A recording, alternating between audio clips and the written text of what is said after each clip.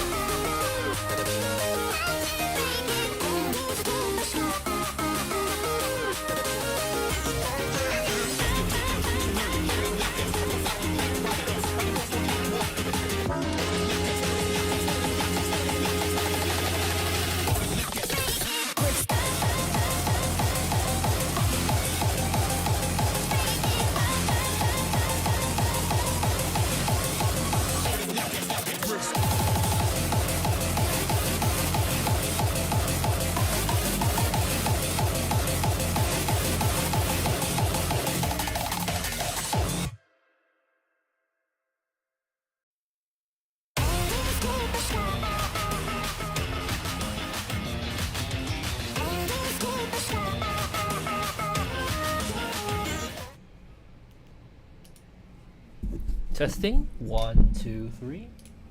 Checking the audio once again, and it seems that we are currently live. Hello, welcome everyone. Oh my god, this chat is gonna be a death of me. All right, hello everyone. Welcome again to another amazing, exciting. I forgot to close the door. Well, not so amazing and exciting anymore. This is the finals of the BEMANI Pro League Season 3. As usual, I'm your ever-present host, Southside, and we're about 5 minutes to the replay of the BEMANI Pro League Grand Finals. So this Grand Finals has taken place last month, 14th of October. I don't think I'll just say what happens just yet, but you know, if you're in the scene, you will very likely already know what went on. Regardless, we are still here. We're still here to cover the match. I'm supposed to have my other co-host Nagisa here today, but you know, I don't know where the heck he is. I've already told him it's supposed to be today, and yeah, we unfortunately haven't gotten to see him just yet. Oh, sorry, my mistake. Okay, all right. So this is coming off the heels of an amazing BEMANI Pro League season so far. We had the greatest talent pool participating in this tournament so far, starting from the usual suspects such as Yutaka, Uchi, Mikamo, Peace, and all that, returning from previous seasons, and the new drafted people such as KKM, Licht, from Korea. They're definitely like the strongest, some of the strongest players in the past and present. So this season was extremely interesting to go through. I would say that it keeps getting better each season. Not me trying to glaze. It's not really me trying to glaze everything so far, but this truly was the most amazing set of matches, the most amazing set of players playing right here, and we have finally reached what is probably the crux of this tournament, the grand finals, and it's going to be, oh my god, why did that not change? I'm 100% sure I have changed it, and the grand final is going to be a repeat of season 1's grand final, which was between Team Round 1 and Team APINA VRAMeS. Round 1 always has their ace Yutaka, who, while he looked more human this time around, was definitely a big reason as to why they continue to make it, just like seasons past. And APINA VRAMeS, people, they had a crushing defeat in season 2 without their former ace Dolce. And since then, after a complete team reshuffling, the acquisition of new player Chappie and Willow, the former ace of Team Supernova Tohoku, and Uchi, their captain, finally stepping up, they have made a very, very convincing run to the finals, and they're about to face Team Round 1. Well, they did face them last month, but for the person stream.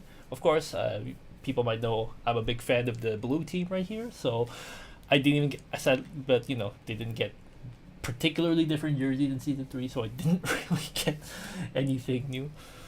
It's a bit hard to talk to. It's a bit hard, it's a bit hard to do a show just by myself. This reminds me of the time I did BPL completely alone, without any co-host previously. But we have to do what we have to do. So I believe the match is gonna be starting soon. So I think the favorites for people who have been keeping an eye throughout the season was definitely Team APINA VRAMeS. Chappie, their new drafted player, has shown some incredible promise. He has basically had one of the most successful rookie BPL campaign so far. The acquisition of Willow from Team Supernova Tohoku, that really helped push them past the boundary, because APINA, because I believe last season APINA was kind of lacking a person who was super good at very, very difficult stuff, and super difficult stuff around the level 11 and 12 range, and with Willow they have been doing so.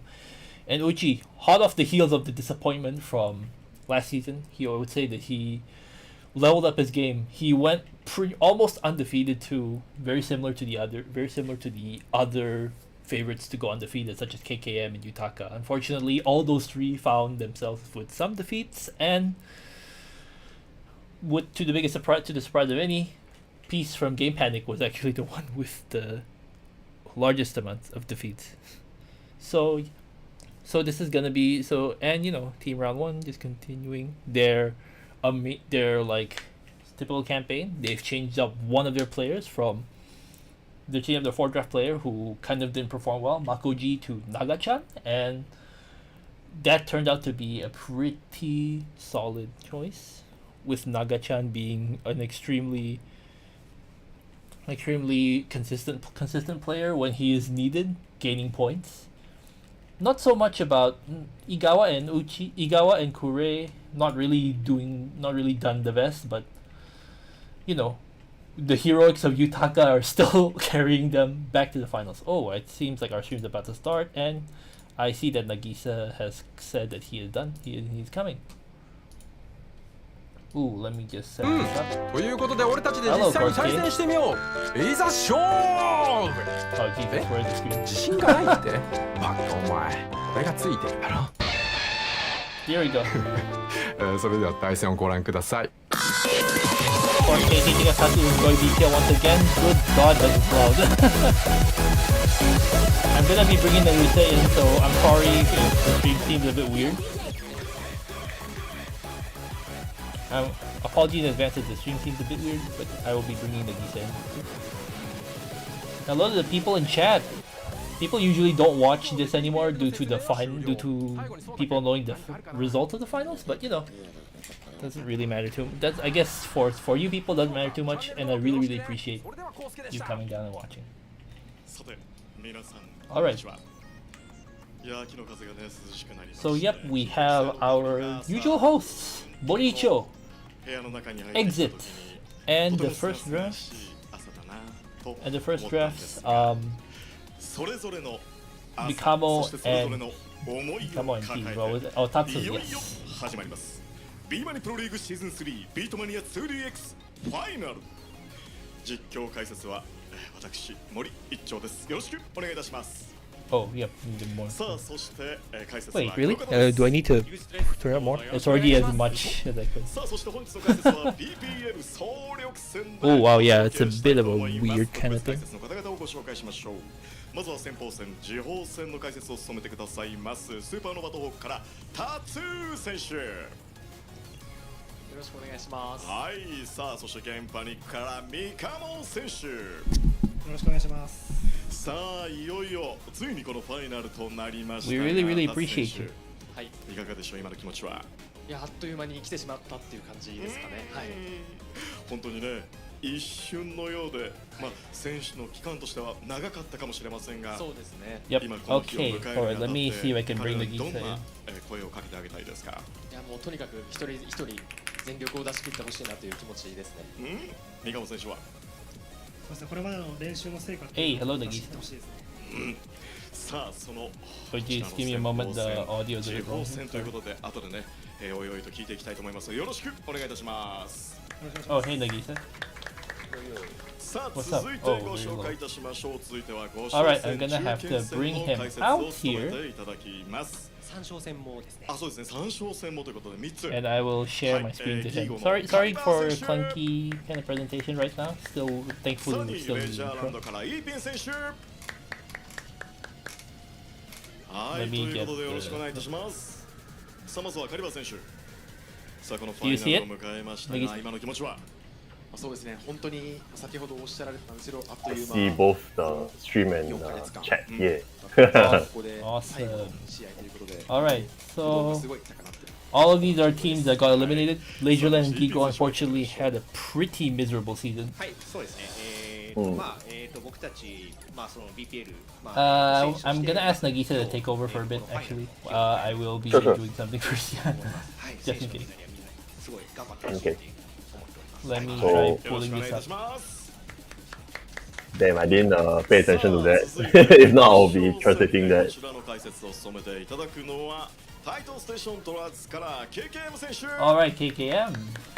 Damn, KKM kept coming in to speak Korean. I don't know Korean. This sucks.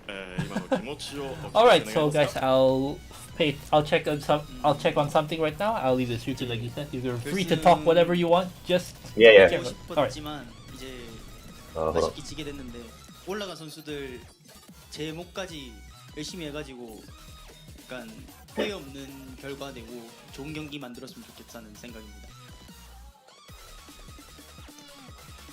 はい、決勝行きたかったんですけれども、残念な結果になってしまったんですけれども、でも私の分まで、ファイナル行った選手の皆さん、後悔なく頑張っていっていただきたいと思います。はいということで Okay, so his translator said something along the lines of like, it's kind of sad about how their season ended, but he wants the finalists to do the best for his part and his team, so to make it a good, really good final. 改めてこの大将戦の見どころなんかもちょっとお伺いしたいんですけども。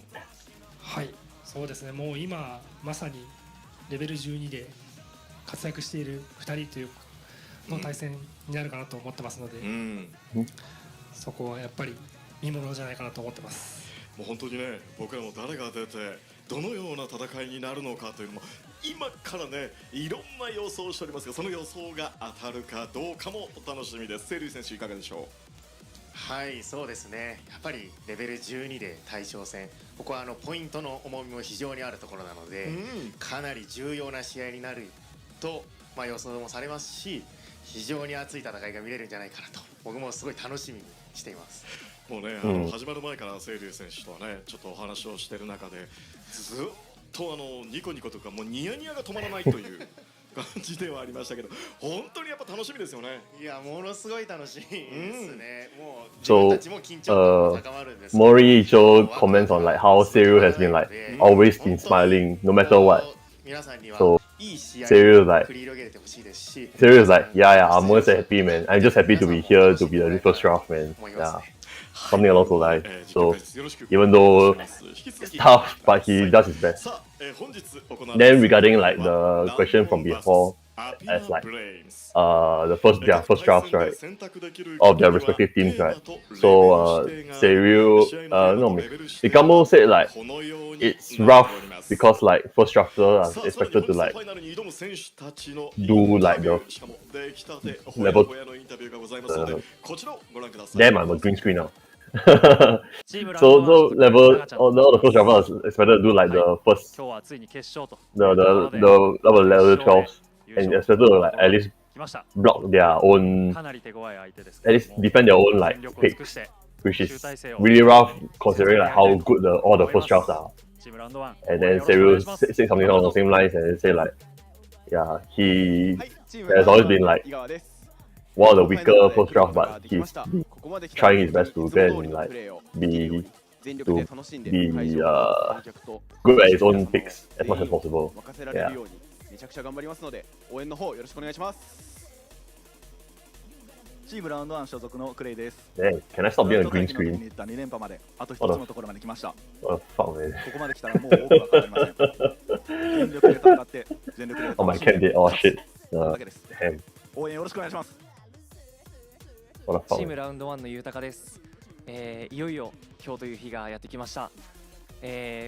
アピナブレームスさんとの試合はですね、BEMANI Pro League Yeah, not green screen 思い出せ anymore. るような試合かと思います。その時、私たちラウンド1は、大差をつけられて負けてしまったんですけれども、今日は絶対にそうはさせません。チームメンバー、一丸となって今日に向けてたくさん努力を重ねてきたので、その成果を Damn, Yutaka like changed his hair for the finals, man. と思います。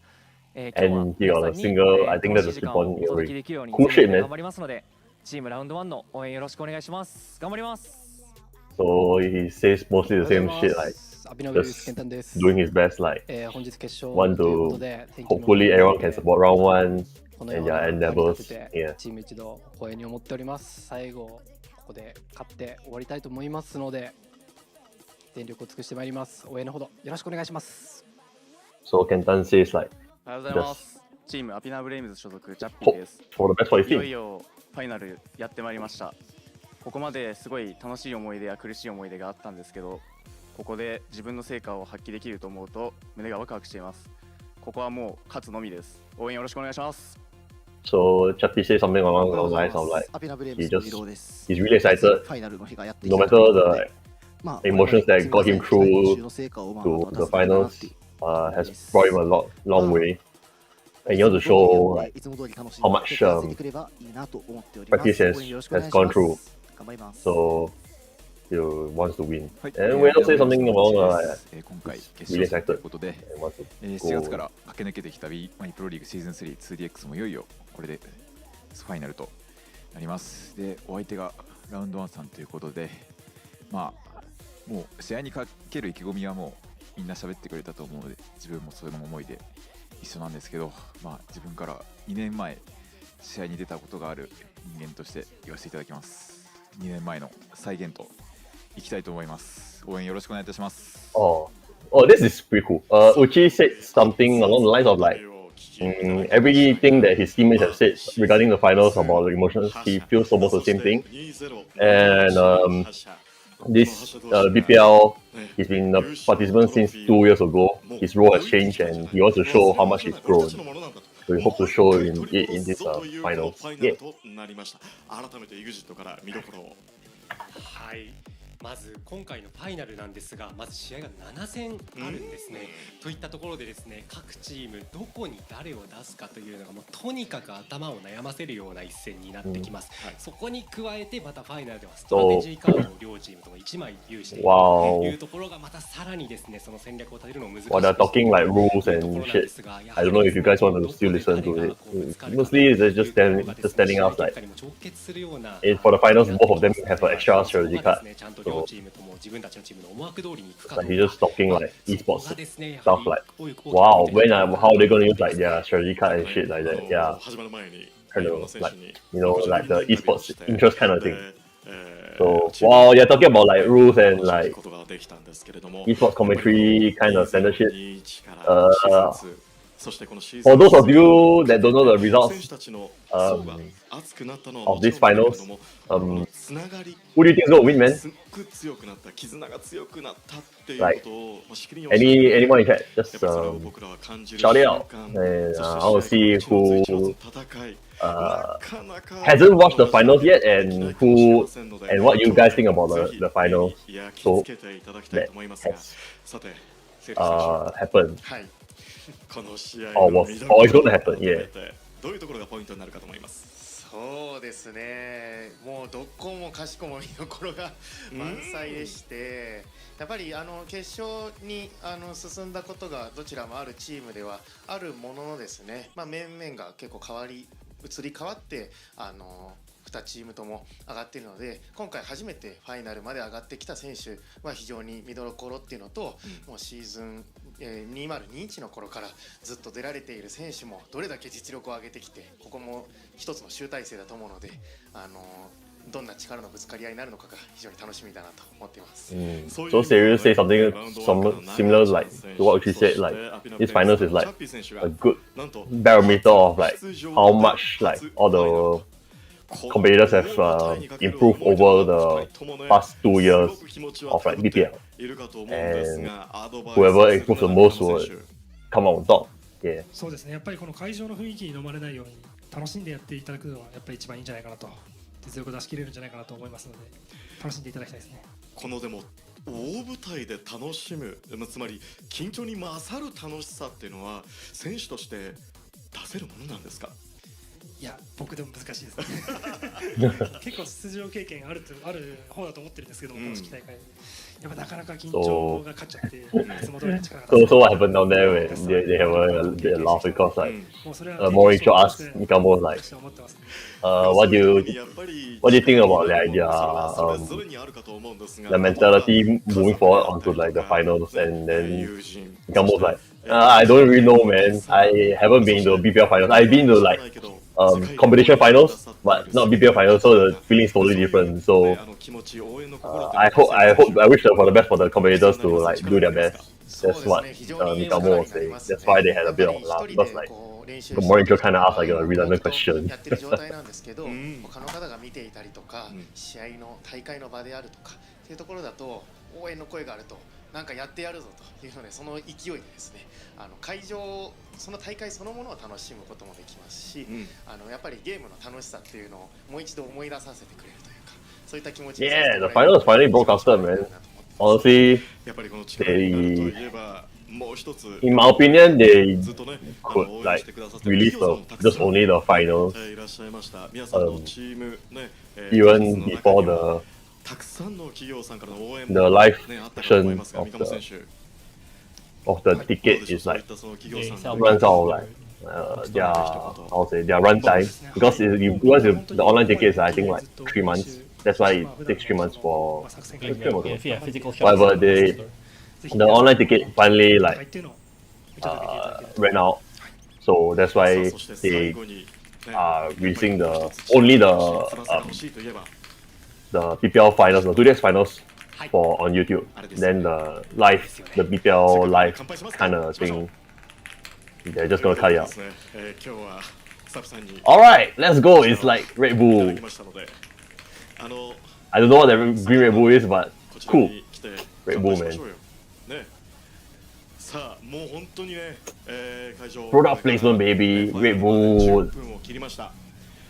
Oh yeah. Everyone in here with the Red Bull, man. Let's go. 神頼みか翼頼みになるでしょうよ。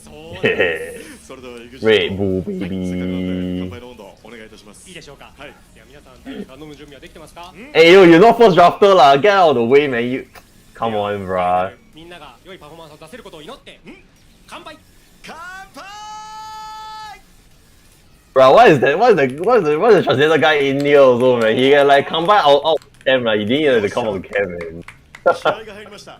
私今日マスカット味なのでさらにスカッといきたいと思います。EXIT 君どうですか。いやもう本当にですね、改めて気合が入ったなと。気合が入ったなと。ちょっと待ってね、カリバどうしたどうした。すごい今何か今裸で出てきちゃったの。ああそういうことなんです。そうカリバせっかくなんで今日の見どころもちょっとお伺いしたいんですけれども。はい。そうですね、見どころ、まあ強いて言うならもう全部なんですけれども、でもそれの中でもここまで、すごい2チームとも思いがすごい強い思いで戦ってきたんで、なんで勝敗ももちろんなんですけど、もう選手それぞれのその思いを胸に抱いてるんだと思いながら見ていただくことが一番見どころというか。I don't have Red Bull, but I got CC lemon, guys. Yeah. 本当にね、今僕ら実は会場のすぐ真横にいるわけなんですけども、会場 So からは stay hydrated, man. エンジンの Get yourself a sugary drink of your choice. Preferably Red Bull. Hopefully, they'll come back and sponsor the next season of BPL so that we get better production quality. 試合開始まで6分間せっかくなんで経験 Man, it's the south side. It's ちょっとね really busy. 経験 Damn, はこの日 too 本に bad. 来ていろんな選手を破壊していくとね言ってましたけども、破壊と創造ってやっぱり一緒くた二個石だと思うんですよ。 It's like, 日本に来て yeah, Nova is like the. I don't know if you like watch other like esports kind of broadcast. Like it's like pretty much the same thing, man. これがないって言われたらどうしようかな。 Yeah, just like talking with each other, kind of like banter and shit. So it's actually kind of interesting in this context because like they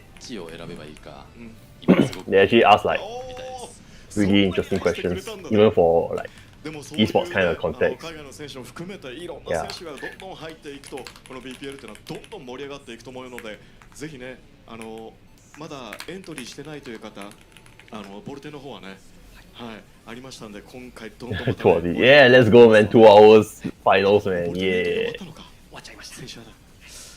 じゃあ僕へのエントリーお願いいたします。残り5分。Mauricio is like, yeah, I kind of want to enter some Vortex, man. Like, I think I stand a chance. Then Exit is like, nah, the entry period's over, bro.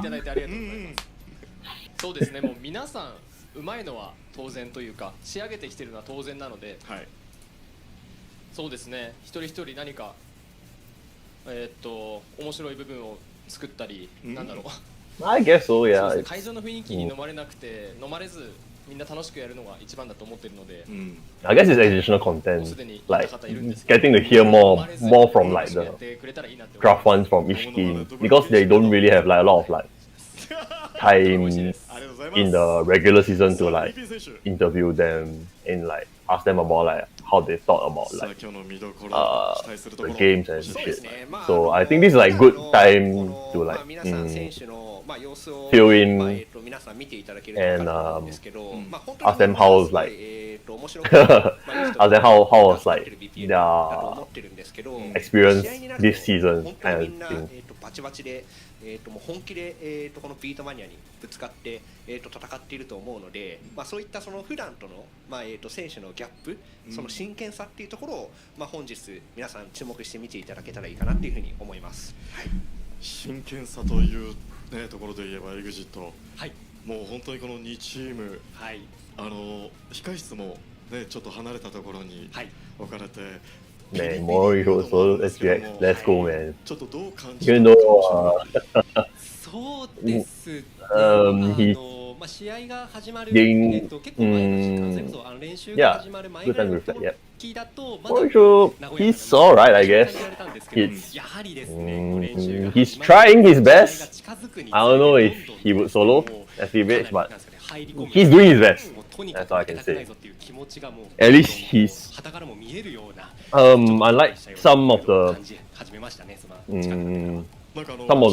esports commentators I know out there, like hosts, even like just hosts, esports hosts, he's actually pretty like passionate about like all the BEMANI games that he comments on, which is a really good thing. Like it shows in his like hosting of like all these events, like be it KAC, be it BPL.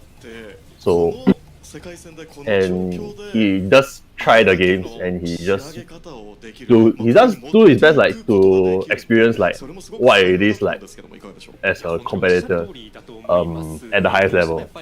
So I appreciate him for it. Like even though it's like he doesn't have to do it. Like he just called it in as a host, just for like how to say, just to like host this kind of like esports, the really like minor esports kind of thing. But it's a good thing. Like I really think that it shows in his like performance weekly, in how passionate he delivers like his points and his talking points and his like his questions towards like the competitors. BEMANI IIDX メモリアルポスターコレクションボリューム2が 17.96%. 続き10月26日より全国アミューズメント施設にて登場いたします。セカンドスタイルから30レジデントまで Oh yeah, definitely, man. Exit is like one of those like old timers like players, so he has a lot of like knowledge about like songs and like charts and stuff like that. Even though he's like mostly known as a DP player, but he's like that long time ago of a player that he knows a lot about like the game and the songs, that to give like really good commentary and like information to like any casual viewer, as long as you know Japanese at least.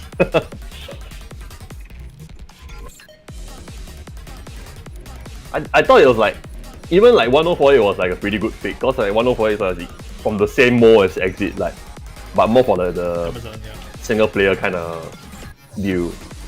So at least until 1048 got into like scandal, so we don't talk about that here, but 1048 got into scandal, that's why they got Exit to commentate instead, because Exit was gonna not participate in this season's BPL. So it was a good thing.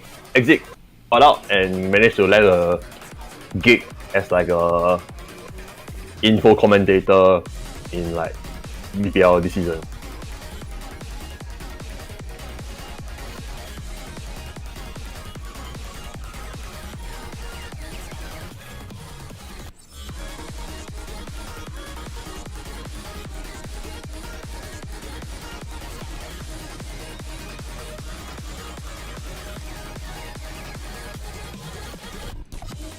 So nobody commented on like who do you think is going to win, so I assume that everyone already knows who won and how it went down then, I guess. Oh yeah, definitely, like definitely, like Exit knows what he's talking about. That's one really strong thing about him, about what he's about his commentary. Sometimes I think he might be a bit more like verbose in even like in Japanese. So he's a bit more verbose sometimes. Like he kind of assumes like the audience really knows about what the game is about. Like, he doesn't explain like sometimes he doesn't really explain goals like over like the minor details that what people might not know. But it's good for like people like us who kind of already knows quite a bit about the game, knows quite a bit about like the player strengths and stuff like that. So it works for us, but I think maybe for casual audience it might not be as good. So, but his enthusiasm does like carry a lot for those viewers, I guess.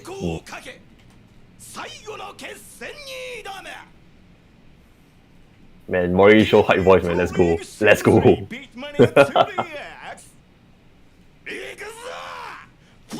Yeah. Let's go. Finals, man, baby. Let's go. Oh, that's a pitch shift. I think that's a pitch shifted down like flare, man. Yeah.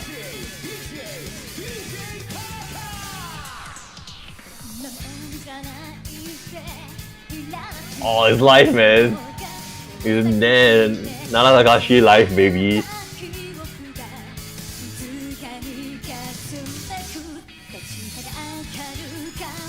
This season's like theme song.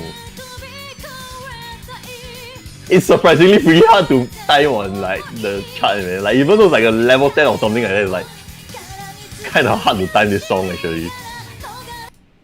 I was surprised when I first played this song on the arcade. Yeah.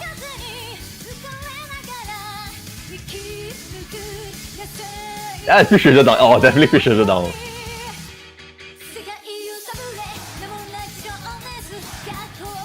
Sounds a bit funny, but it works. It works. Might be maybe because Nana Takashi can't really sing that high in the first place, but cool.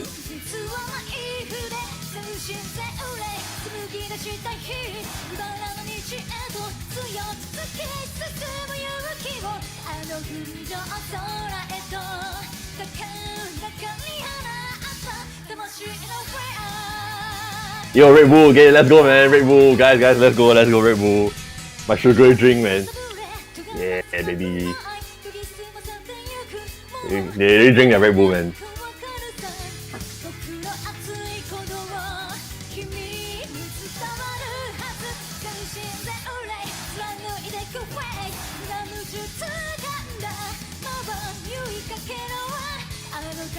Oh, sketch at the back, getting ready already. Might be flat a little also, I think. Not sure. Oh no, it's Tomaju and Yuta Imai. Let's go, man. BEMANI Pro League Season 3 beatmania IIDX Final! Round 1 versus APINA VRAMES.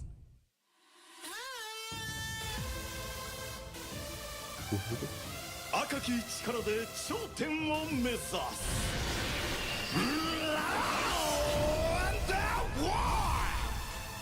Score a one! Let's go!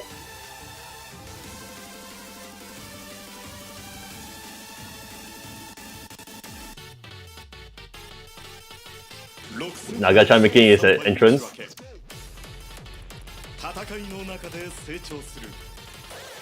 So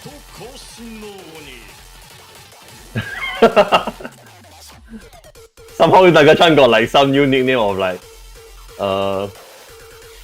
the PB monster. Cause apparently he got a lot of PBs in like tournament in like this PPL, so you can really see him improving a lot this along this season, which I fully agree, man. Like Naga-chan is like really been surprisingly really strong this season, even more than what I thought he could do. Like him pulling off like his own like defending his own pick against like Lich was really one of the highlights of this entire BPL.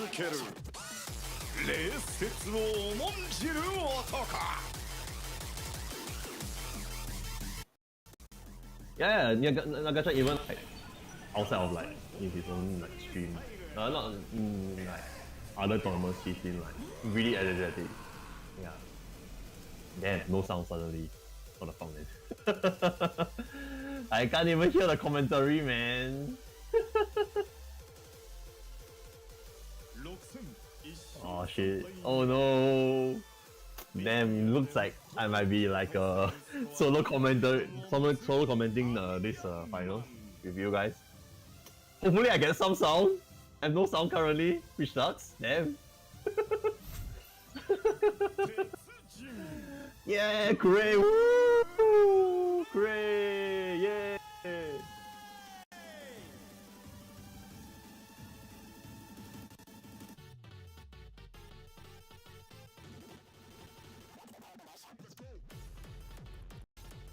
first, man. Thanks, Southside. Oh, look at that man's sweaty face, man. Look at the cheers, man. Look at the round one fans, man. Ooh, let's go, man. All those round one jerseys, and woo! My APINA bros, woo! Oh shit, that's a rough sketch doll, man. Let's go. He's doing his best rough sketch impersonation as well. Let's go.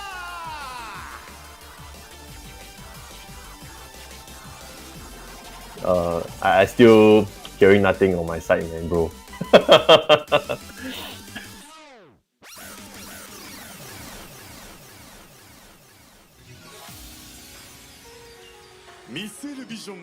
Woo! Let's go! I still have no sound, but let's go! APINA phrase! Woo!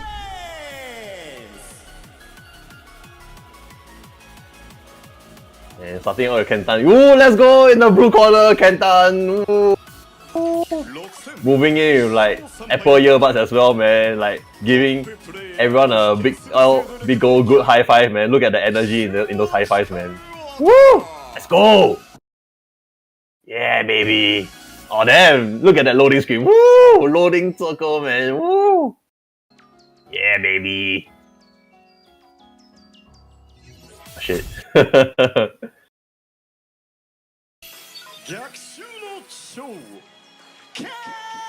Yeah, I hear nothing, bro. Nothing. Woo, Kentan, man. Moving in. Hopefully it does well, man. From some of his personal streams, right? Doesn't seem like he might be coming back next season because he feels quite outmatched, and probably rightfully so. But still, he has quite a lot of value, even as as a old player. Damn, I'm gone. This sucks, man. No. How could you do this to me, man? Damn, Mr. Southside, how could you do this to me? Ooh, Chappy. Ah, let's go, Iswello. How did this man drop to draft 2? I have no idea. But, well, he's draft 2, so, man. Oh, look at that. That was Shiro, man. Yeah. Shiro was in the front back there, man, with the crowd. That was pretty cool. Man. This guy's so deserve of a first draft, man. He's totally first draft material, no question, man. And finally, probably one of the players who improved the most out of anyone in BPL from season 2 to season 3. This man right here, man, Uchi. And what he said in his the pre-interview when I still had audio, he hopes to show everyone that how much he has improved over the past year that's been training up for BPL for 2DX. I mean, I'm not sure if he's in KC, I can't remember, but hopefully he can show everyone how much he has improved, and he definitely has some of his arena performance, some of his a lot of his BPL performances have definitely shown that he's definite cream of the crop kind of player in 2DX now. Whereas back then he used to be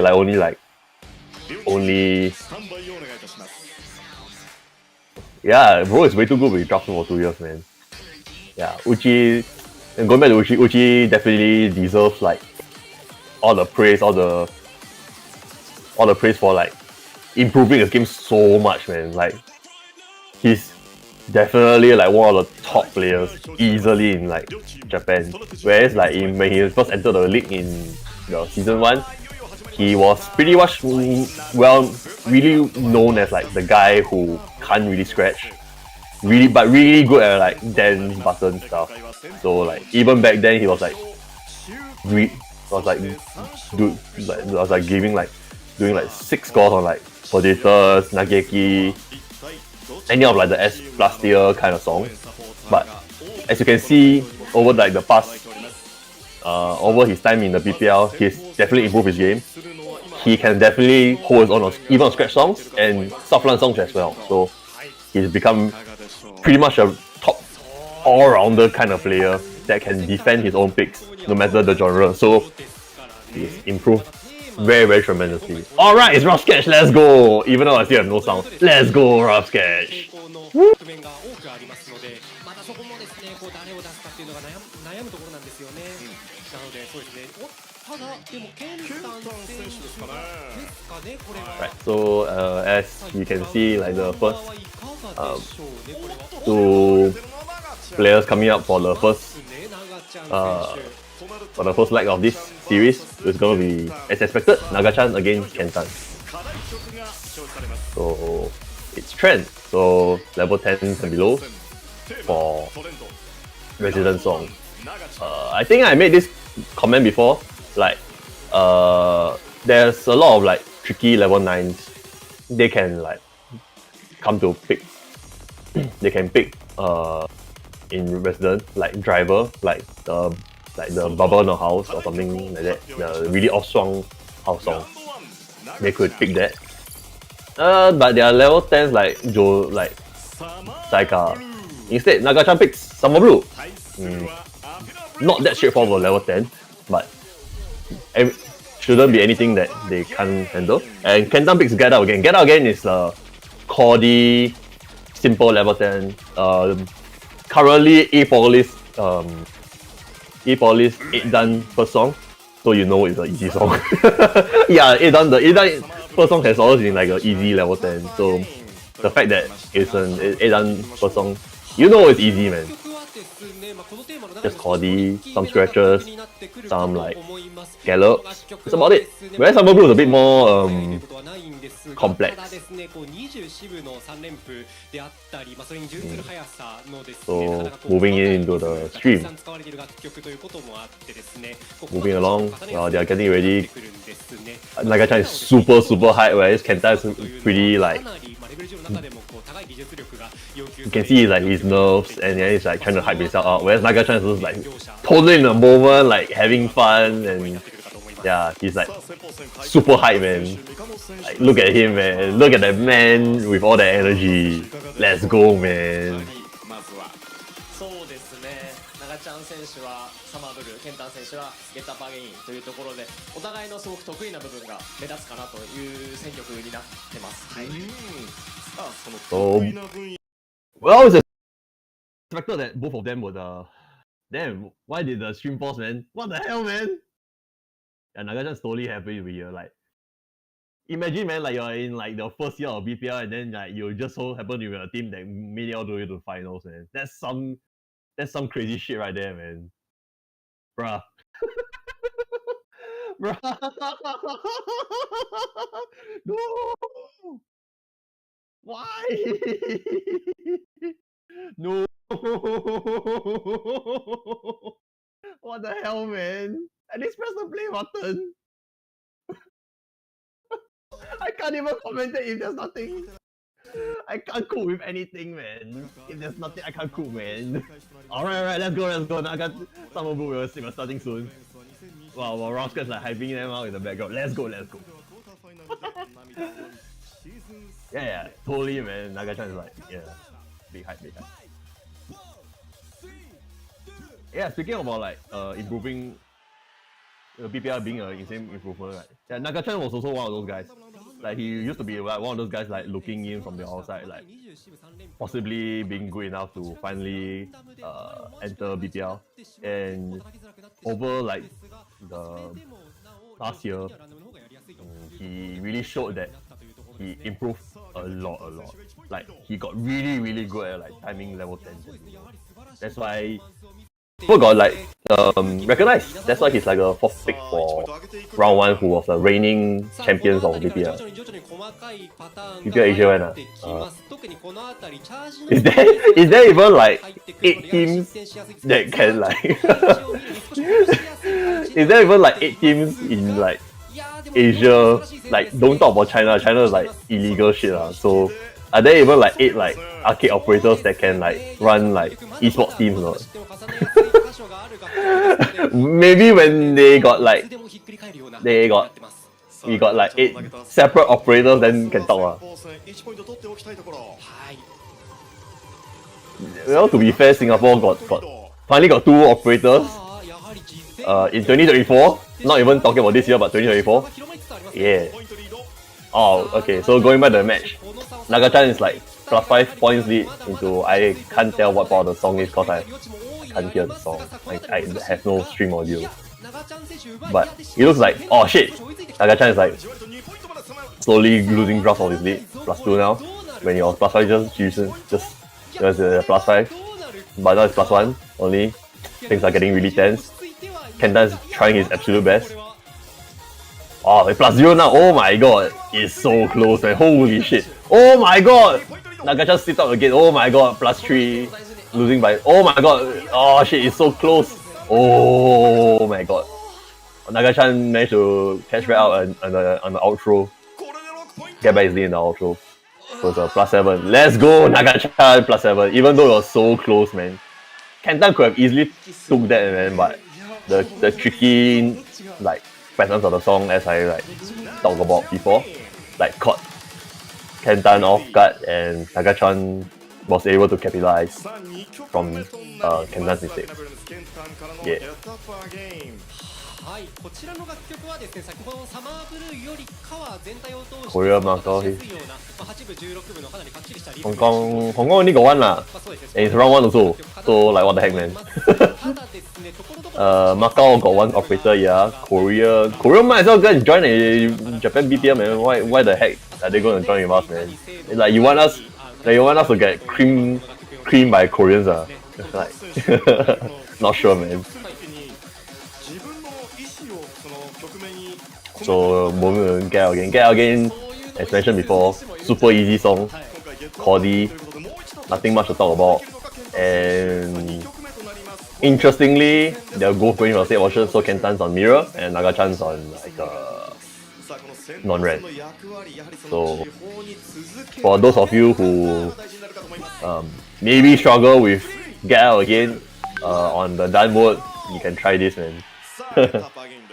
Oh, they're both on Mirror. Damn, that's interesting. So Kentan likes the 1P normal chart and Nagachan likes the 2P normal chart, which is pretty interesting. Let's see which of them comes out on top and which of them are right. Generally, they should be about the same, but maybe they have like preferences on like some patterns they rather hit on like their stronger hand. Kentan's in the early +1 point lead. Oh, +8 at not even in the hard part of the song, like +12. Oh my god, this is such a whitewash, man. Like damn, Kentan's like probably not gonna let go of this lead, man. Oh my god, +14. Man, Southside, you just suck, man. Yeah, despite being the Mr. Non-Ren, but you can't do this on any fixed option. Man, skill issue, man. チャージが多いところでケンタン選手がより差を広げてきましたね。このあたりのバックスピンスクラッチもかなり。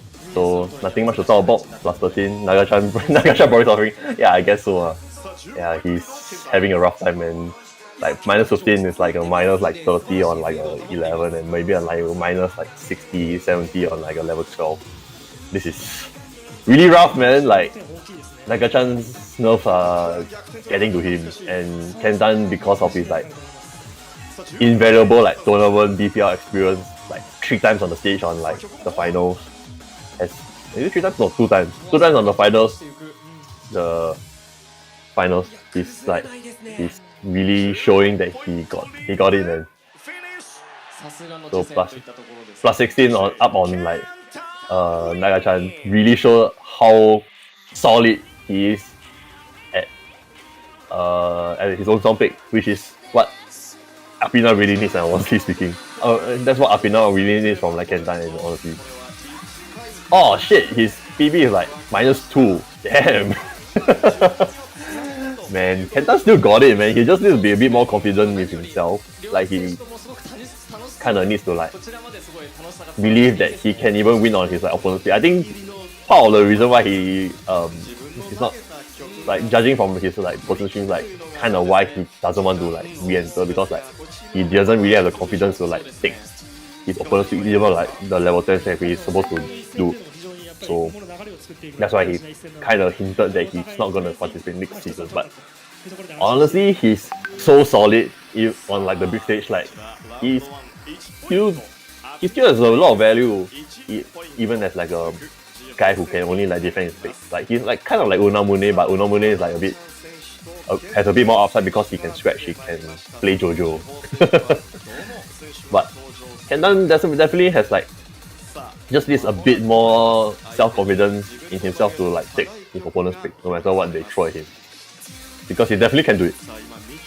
Just that he doesn't have like the confidence. That's why it doesn't seem like he's gonna come back anytime soon. Not really. I think he already had that feeling even from like the second season. Like he already talked about it after this season's PPL draft. So not just that match. I think even back then, and the match versus KKM, like they were just, I mean, who are you gonna send to fight against KKM, man? Like just give KKM the points, man. Like burn the cost on like someone that you don't really need for. It's fine. Like they totally expect him to lose to KKM anyway, so it's not like he's been expected to like win any of like win any of his like opponents like picks anyway in the first place. So even though he can, I think he can, but he doesn't have the self-confidence. So even coming into like this season, so he's been along for a ride, just expected to like defend his own like picks. That's about it. Which is done, which is a good thing. He's pretty much like season 2 Unamune, man. Only appearing like the first match, then just defend your own pick. Let your teammates like carry you. Just need to do his own part, which he has done admirably.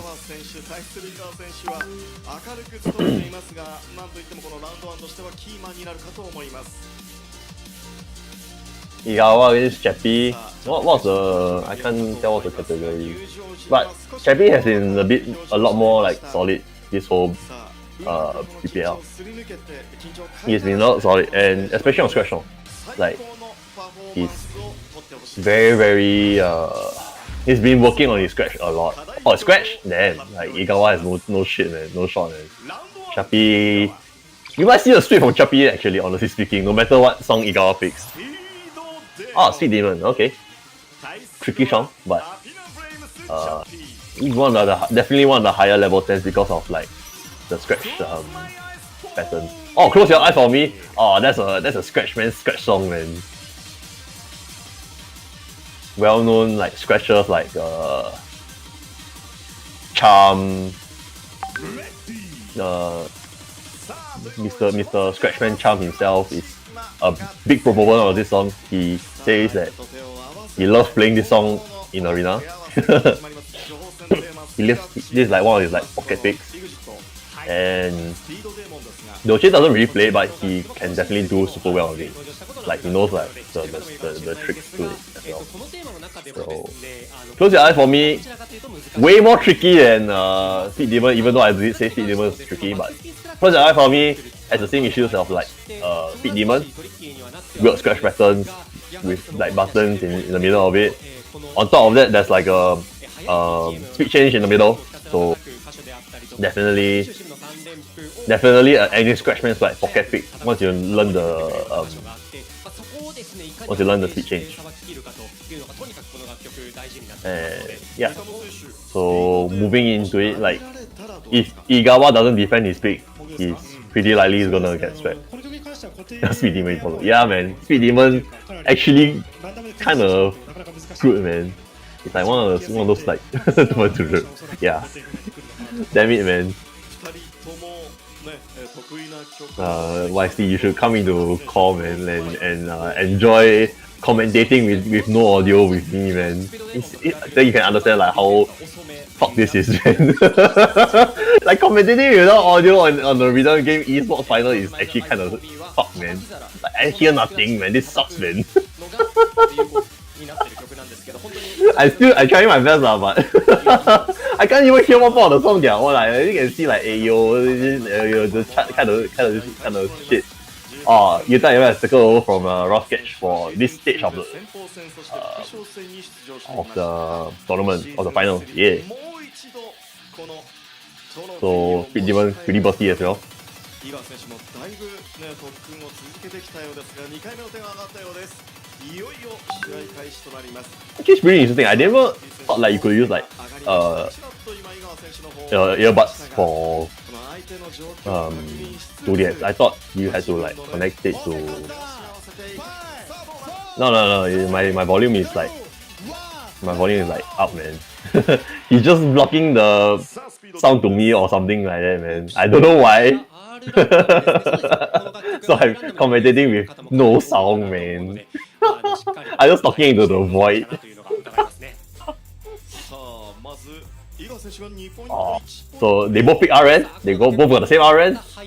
Interesting to see who can like handle their RN. Oh, this RN isn't that good actually. It's like a 1-3-2-4 kind of, mostly 1-3-2-4 kind of pattern on the button. Not that good, but they're doing well. Igawa with the early 6-point lead.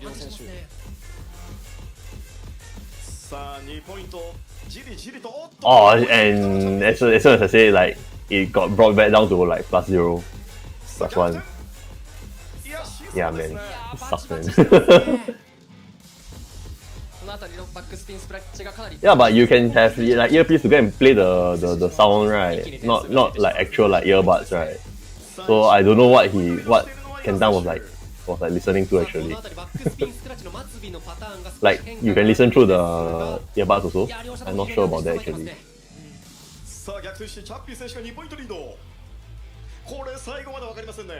And as I was like talking about all that kind of like random shit, Chappie has like taken the lead, +8, easy game, let's go, yeah. Oh, +8, and there's not much scratching patterns towards the end. I think, if I remember correctly, this not that much to it towards the end.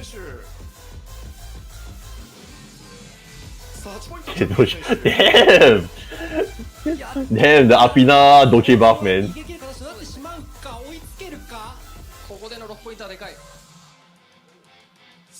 Yeah, +6 towards the end, nothing much. Oh shit. Chappie with the +7. Let's go, man. Chappie's gonna sweep the shit out of Igawa, man. Let's go. Ready.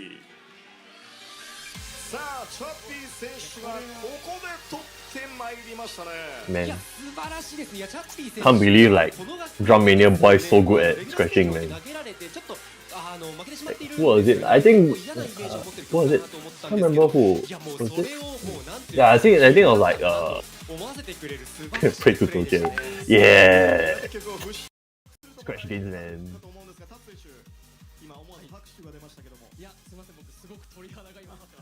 Yeah, kind of sad.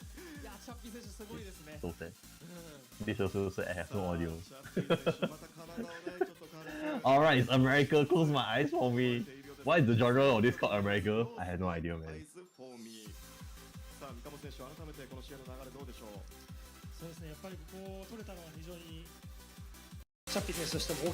Well, like the red APINA red unlock from back then. さあ番狂わせの腰と岩しべがためのチャッピー選手ですが、これもうすでに想定内に含まれていくのではないでしょうか。ここで2ポイントを取りたいチャッピー選手。さあ先鋒戦では1対1で引き分けております。わずかでもここで、ね、check for my side. Do you hear nothing, bro? 使命でもあるかと思うんですが、それはやはりここはねカウンタークロスで決めていきたい井川選手の右手が高く上がりました。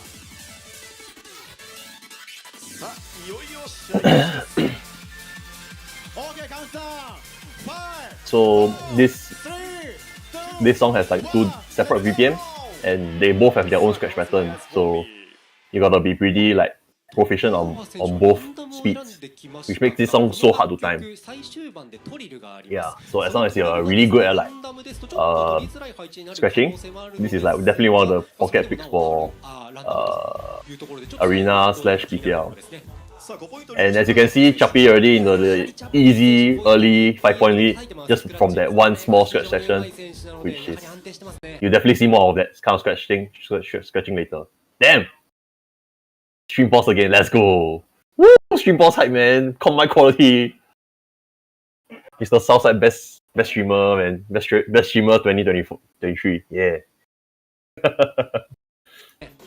さあそのチャッピー選手ですがオプションがミラーはいそうですねこの楽曲 1P 側ですとミラー、2P 側ですと正規譜面を選ぶことによって Oh, we're back, let's go. ですよねまあそういったところでこのオプション選びになったのかなと思いますさあ現在6ポイントリードチャッピー選手いや大きいですねさあここからの挽回のチャンスはあるでしょうかねタツ選手そうですねこの曲において7点はかなり大きいんですけどこの曲はソフラン要素もあるのでかなり自己要素もありますね So Chappy +7 into like the big scratch section. +14? Damn! Chappy totally got this shit, man. Like all Igawa can hope is like for to not like for Chappy to like screw on like the speed change and maybe he can catch back up.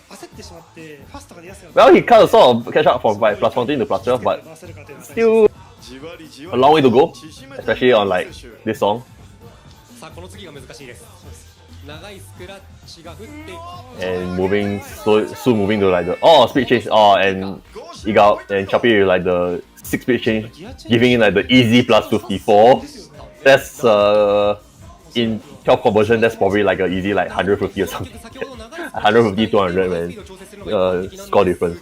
So Chappy with like the super meta pick has gotten Igawa falling flat on his own face. As you can see, Igawa couldn't handle it at all. This is so sad. +46 man. Like you can see how good Chappy is on like this song, this Scratchman song. And Chappy is like totally a Scratchman now.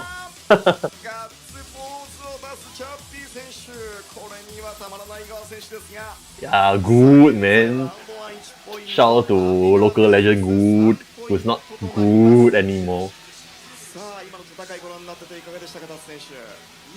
Oh, look at that drop, man. It was like a from +12 or something to like a +50, man. This is so sad. F in chat for our man Igawa. 解説いただきましたタツ選手、三鴨選手ありがとうございました。ありがとうございました。さあ、EXIT、はい、続いて5勝戦となります。5勝戦で大事なところはそうですね、まあ、今ちょっと各チーム流れに動きが出てきましたよね。So, third match. Moving in round 1 with the early deficit. Looks like Kure might be coming up. And for APINA, can't really tell. But Homaju, now Homaju on the deck. He's probably playing some really super hype song that I can't hear. Man. Like look at him move, man, smooth, man. Homaju just moving on the deck. Yeah, Kure definitely looking to get ready. And yep, Velo is getting ready on the APINA side. Yeah, good, shit, good.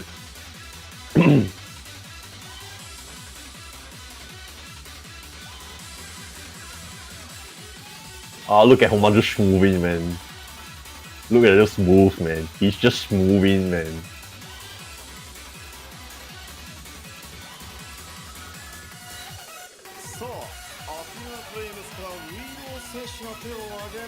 Like knowing Homaju is probably playing some like some like PL limited like take on like all this like classic 2DX songs. Can't hear them, but hope you guys have having fun listening to this like edits on like on the stream, man.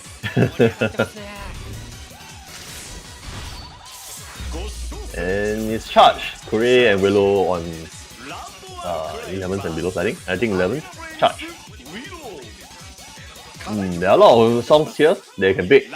Standard songs like Nocturnal 2097, Kailua, and Korea's gone for Daily Special, a bit more not that chargy, but really fast BPM, not that chargy. Simple song, Daily Special. And Willow has gone for Psycho Ship Rhythm, which is not that chargy either. It's like a backspin kind of charge, not exactly button charge, but backspin scratch charge song. So Willow with God Pinky is gonna, I assume he's gonna do well in like Psycho Ship Rhythm. I remember like he was like a world record holder for Psycho Ship Rhythm for quite a while actually. Like, if I remember correctly, it's like he was like minus 20 or something. Yeah, when the chart first came out. So he's already really good at the song, man. I think only later when Peace made his like 11th run, then he over Willow from like over Willow from Psycho Ship Rhythm. Well, Korea is pretty good at scratch though, so hard to say. Maybe Korea just can't play like backspin scratch kind of song, which Willow can definitely do.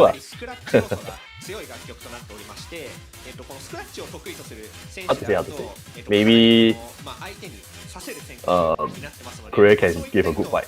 I believe Korea can definitely like hold its own, even on like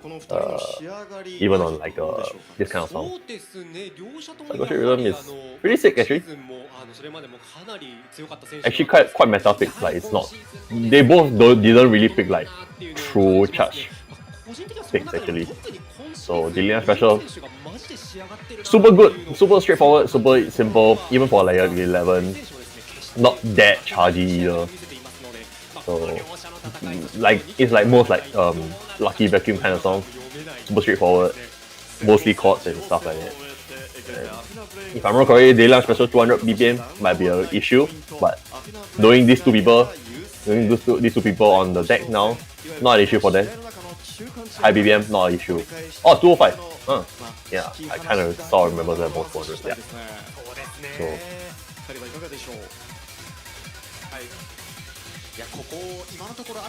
So we're moving into the line special. It'll be interesting to see what options they go for. Non-ran is not bad actually for this chart. So waiting to see what option they actually pick. Kurev has gone for non-ran and Willow has gone for mirror. So essentially the same chart I guess. Or maybe it might be a last minute pick out and then Kurev shows up like yo mirror also. But like I said, really good non-rank chart actually, so that's why they're going for the non-rank option here. お互いのチームメイト、そしてウィロ選手は観客へのアピールを持って全てを味方にしたようです。5、4、3、2、1、Let's go! さあまずはデイリーランチスペシャルです。And as I heard, Korea has gone for non-ran and Willow's gone for mirror. So for them, it's actually on the same chart as expected, since this chart is actually pretty simple on non-ran. Korea is the quick +4 lead, but it's early game. Hard to say how you'll go, especially towards the end, where it gets a bit more dense, it gets a bit more intense towards the end. The start. Not much happening, like it's still anyone's game here actually. So, +4.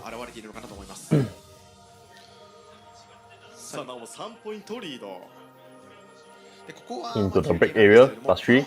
Korea's slight misstep, but nothing too major.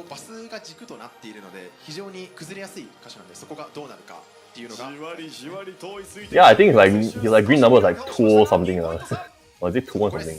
I remember it's like actually really low green number. Like probably the lowest among everyone in BPL.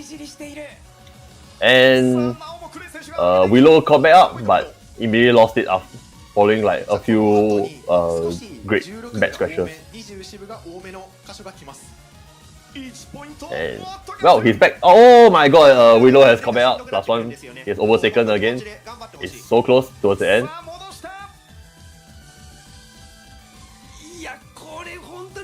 And Korea with the +1 now.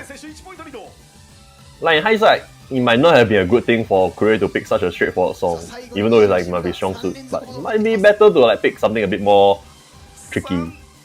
Like maybe Kylo might have been good, maybe Elisha might be good as well. Something not this straightforward, but seems like Korea's like just solid fundamentals, straightforward shit, straightforward stuff. Him being good at it has like paid off. He got a +3 on it. So Willow has lost out on the +3. Damn. So Korea has held his nerve on his own pick. Let's see how well Willow is gonna handle on his own pick, Cycle Street Region. この楽曲決してウィロー選手もですね苦手ではないと思うんですよね。なのでクレイ選手側としてもですね、この曲だったら安定して勝てるだろうみたいなその余裕を持って臨めた曲じゃなかったと思うんですよ。その中でですね And you could see like Willow's kind of like guess, like kind of missed the result because like he messed up quite a bit on like the small itch scratches on like the in the towards the end of like the last third of the song. That's why he looked a bit dejected just now. Let's see if he can like hold his nerve and like at least defend his own pick. So this is like the next pick, Cycle Street Region. And then staying from before is mostly scratchy kind of charge. Not very chargy. Most of the charge factor comes from like the backspin scratches in this song. So it'll be interesting to see how the both of them like handle that, because it's not really a skill that is being tested in that many songs in Korea currently. Like the only other song that I can think of that has like kind of interesting backspin scratch kind of patterns like High Tech Tokyo for like 11 and the 12 I guess. Yeah. And this is the other song which is like quite pretty prominent. And the last song is probably like Backspin Sweeper as the name shows. Kind of the same, but that one's not a scratch song, that's the song if I'm wrong correctly. And they are both going for the non-ran option. So obviously the best option to go for here. So Korea has the early lead, +1, because I saw the grip from Willow. But Willow has got back up. So +1, nothing that really separates them. Oh, it's a +5 now. Still anyone's game, especially we haven't reached the yep, this is the backspin patterns that I was talking about. ミスをしやすいのですが、やはりウィロー選手仕上げてきてますね、これは。じわりと追いついていく。そうですね。ここ精度を取るのももちろん大事なんですけれども、こちらの And the backspin section has like got Willow up into a pretty sizable +6 point lead, which is quite a big lead actually for a relatively simple song. Not that many notes I remember correctly for this chart. 22. And Willow has got this on down on lock, man. +23. Let's go, man, Willow. So Korea is really struggling with the backspin sense, man. Like, not sure if like Korea just not prepared to play this song. That's why he's struggling so much.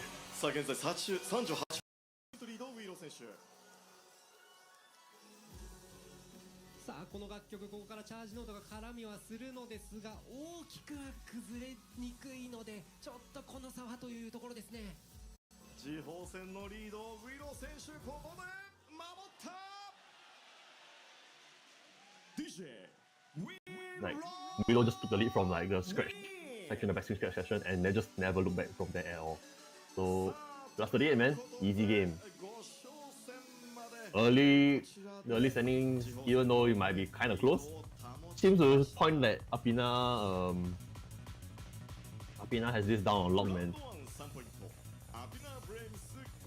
Like, Roma is still claiming points, but the points they claim are not as like convincing as the points that APINA has claimed. Like, APINA speak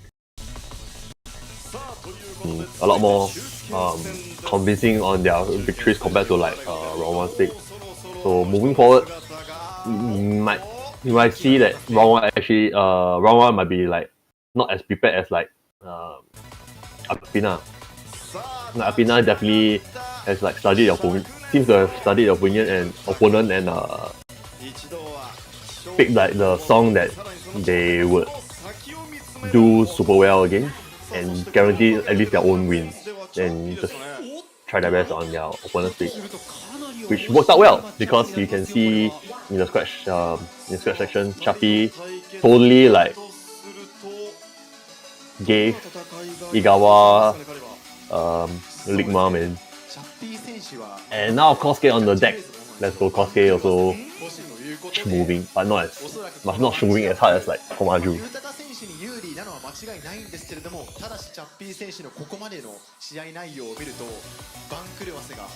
So as we can see now, moving forward to the next match is going to be Chappie against Yutaka.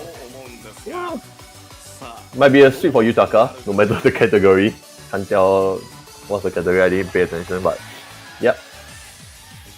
Expecting a Yutaka sweep. And the category is Soflan. Interesting. Yutaka might pick something a bit more screwed up, like 4 pieces of heaven or something. Then Chappie might pick something a bit simpler, like this not the angels. That's my guess. Oh, I got one right. Let's go. So Yutaka has picked 4 pieces of heaven, and Chappie picks. I'm so good at this shit. Man, sometimes I amaze myself. I actually forgot what song they picked, so I'm just basing it off like what sort of like songs they kind of like to play, and what would give them like the biggest benefits with each player. That's why I said 4 pieces of heaven and this is not the angels. And I got it right! Yeah! I'm so good.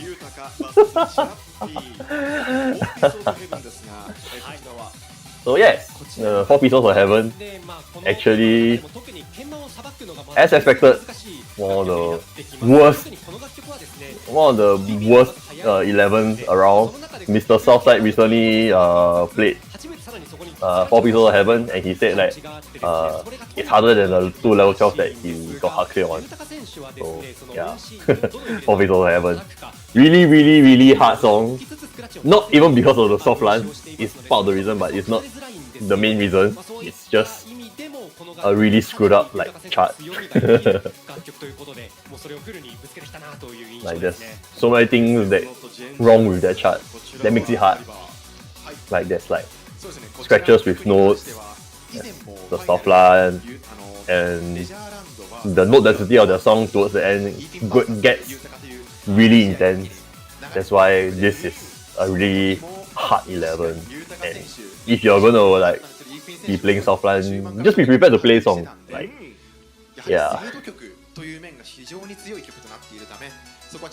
So I expect both of them.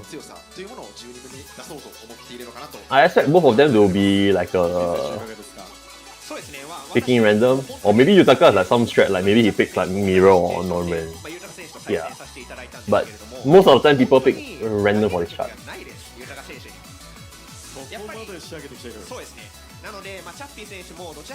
So going to the song, they're both in the ready screen, getting ready to do battle.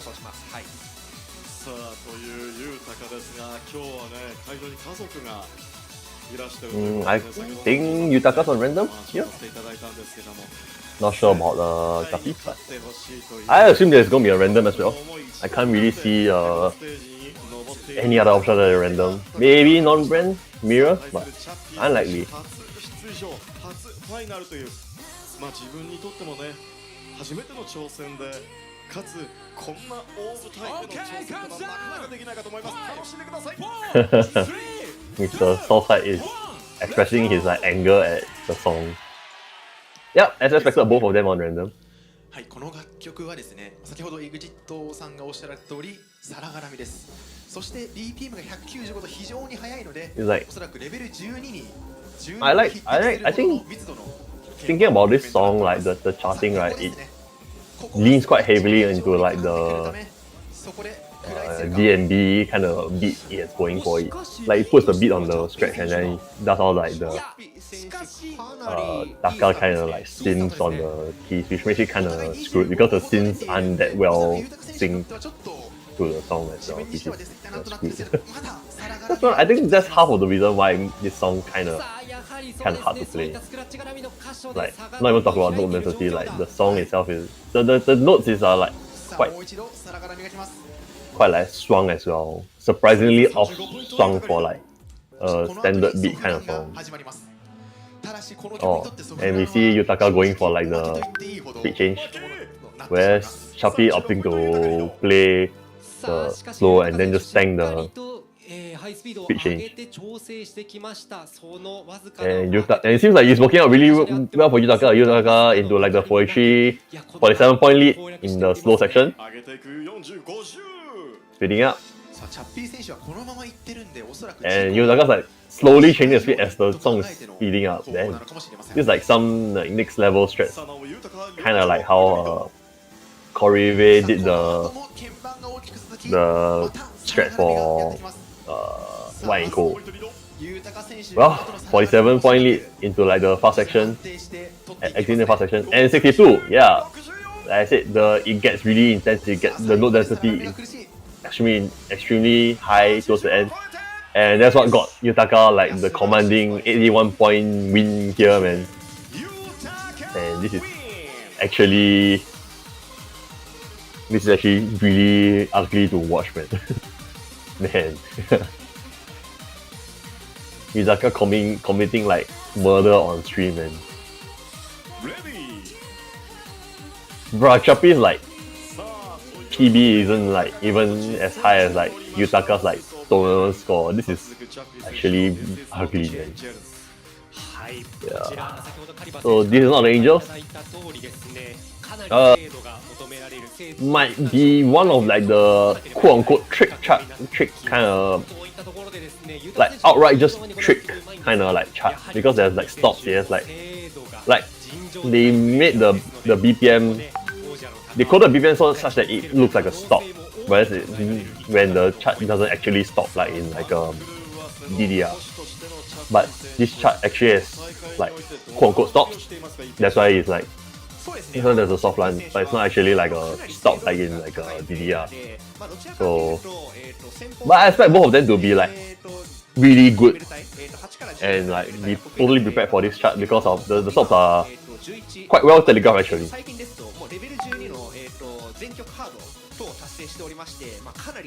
And I think both of them will be on random as well. Maybe Chappie might go for non-ran, because the non-ran is actually not too bad for this chart, but I expect both of them to go for random. もう宇宙にまでチャッピーが届けば、ここで勝利が確定するという形になります。どうしてもアピナブレイブス詰めさせたくはありません。さあ、お互いの準備が整ってきました。 OK, countdown! 5, 4, 3, 2, 1, let's go! Other than the speed change, the speed change stops. This chart actually not too difficult. Pretty simple 11, honestly speaking. Like definitely one of the first 11s that you can try and aim for fast for. If you know like where the stops are. So for anyone who's still trying to break the 11 wall, this is definitely one of the charts that you can try to pass. Not as bad as like what's that song before? Daily Lunch Special. I think this is way easier than Daily Lunch Special, especially if you like learn the stops and the speed change. Oh shit, yeah, Yutaka got hit with the Ligma, so +4, but it's still early in the song, and Chappie just slips out on his own, so Yutaka back to the lead. Easy game, man. Totally unbiased commentary right here, baby.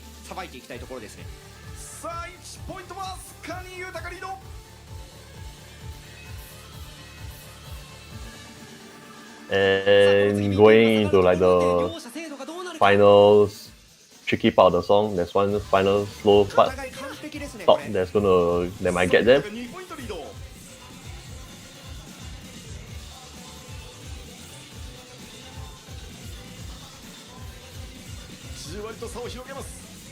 +3, Yutaka with the +3 lead, easy game, no sweat baby.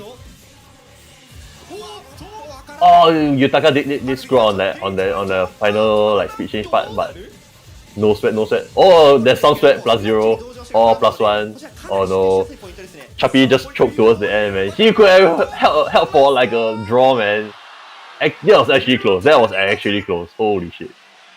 Man, Chappie, even when on his own loss, he actually looks pretty solid, man. He just kind of screwed up towards the end. It's kind of sad, but he definitely had a chance. He definitely had an opportunity to win on his own pick. That was kind of sad. So now with that, sweet, Yutaka has the lead right now. But don't forget, APINA still hasn't sent out their own ace in the hole yet, who's definitely going to play two rounds. So no matter what the category is for the next round, which is definitely gonna appear, man. Like I don't think you'll see him appear for like the second last match and then the last match. Most likely he's gonna appear for this match and then the last match. So I'm expecting maybe Igawa versus Uchi in the next round. That's what I'm guessing. Or maybe Nagachan, considering like how good Nagachan has been like throughout the whole season. But more likely it's gonna be like Igawa. Although I might have, if I was like the strategist for like round 1, I might have given like Nagachan the opportunity to prove himself for this round against Uchi, despite it being like fourth pick versus first pick. But I think Nagachan is more than like proven himself, like he can hold his own.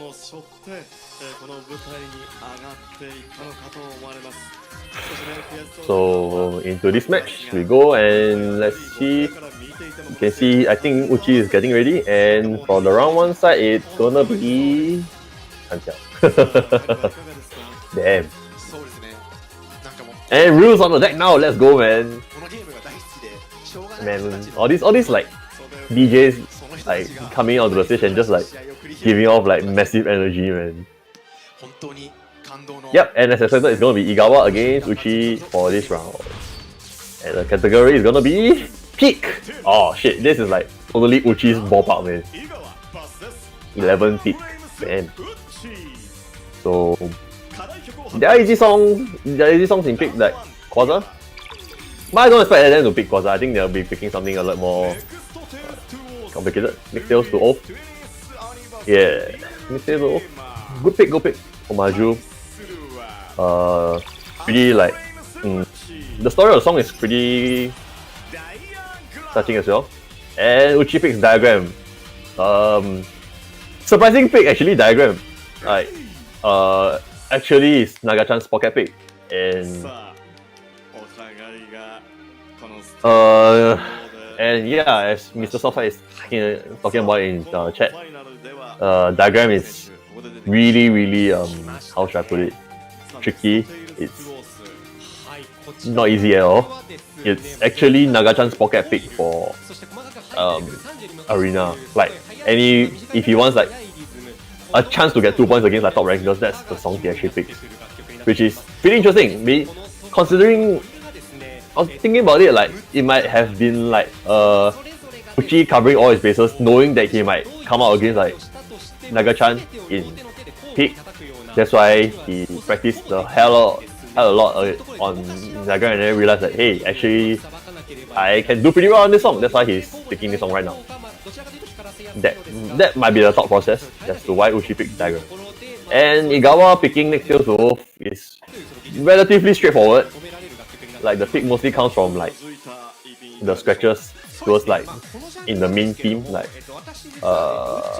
with the scratches with the chords on the main theme.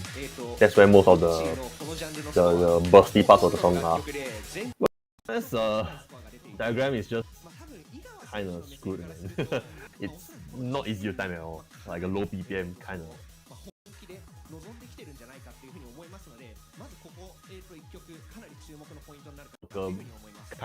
Mr. Kaiden says 30 to 150 is hard to time. I believe the diagram is like 131 or 32 or something like that.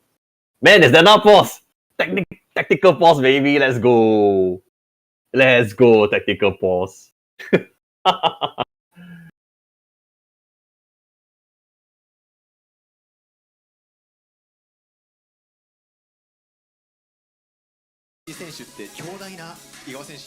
Oh, we're back. Let's go. We're back, baby. Yeah, man. What the hell, man, Mr. Southside. This is so sad. Southside has got to not be around. Then I'm solo commenting this thing. This is so sad. Without sound.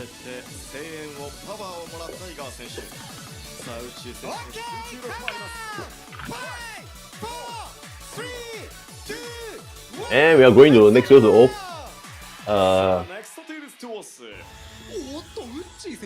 Interesting. Igawa is going for non-ram, whereas Uchi is going for random. But not unlike Uchi. Uchi has been like picking random even on like songs that are pretty well known to be good on non-ram. Not that I don't think it's like a big knock on like Uchi's like scoring ability.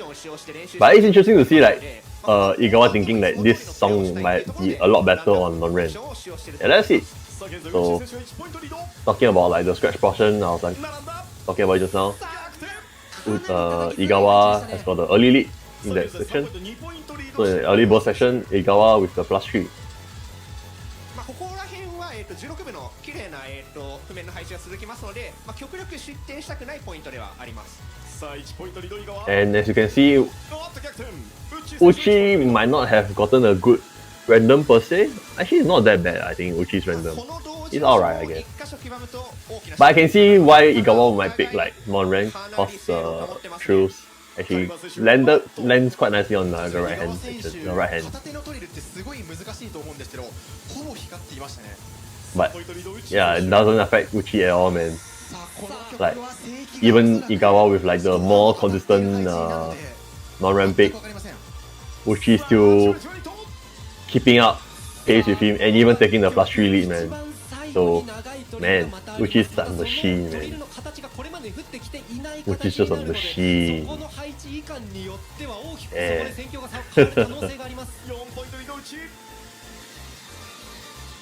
+4, easy game, let's go. And we are heading into like the final like chord D section.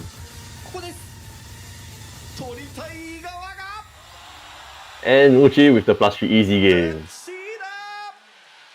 Let's go. Let's go, Uchi. The pop-off, the delayed pop-off, but damn, that pop-off huge, man. Oh, let's go! I finally get sound! Woo! Sound hype, man. Sound hype, man. Sound hype. Yeah. Finally I get sound. Dude, the delay pop off, man. But the pressure build up was like intense, man. Like you can see like the pressure bubbling. Then it's like he realized that he got it. Then it's like yeah, baby. Then the pop off was so huge, man.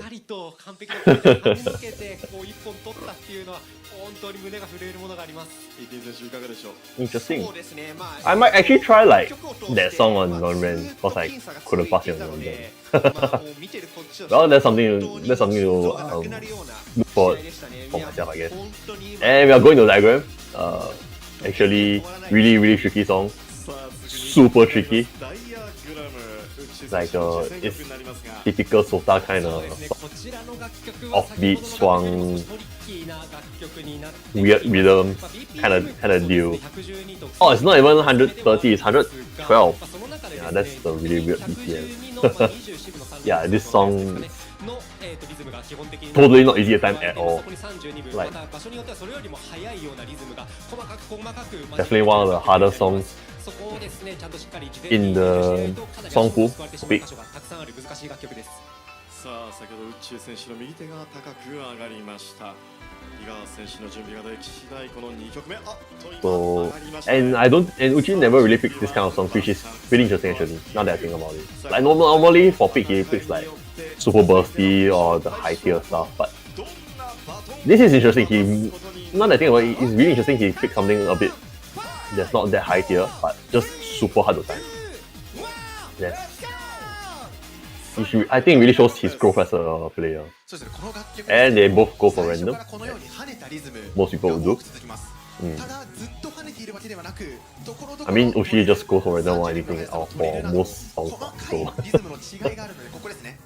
そこの曲をいかに知っているかというのは非常に大きいので、やはりそこに関しては実践という面では内選手。And plus 12 in after the first like bursty section. Oh, plus 14 man.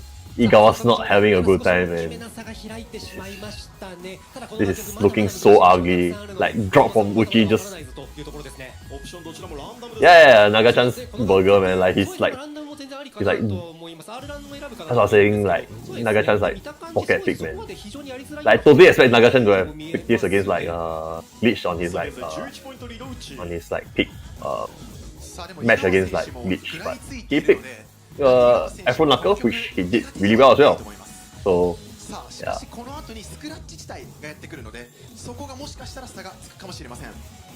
Damn, plus 22, man. This is so ugly for Igawa. Even though Igawa's like maintaining his combo, but man, in terms of like the timing itself, this song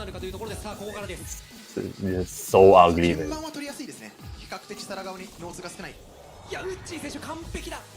As you can see, chat, there's so much like swung rhythm, so much like offbeat kind of patterns that makes this chart ridiculously a nightmare to time. Which, wow, Igawa has caught back up, but I don't think it matters much in like the grand scheme of things. Looking like a easy Uchi sweep here.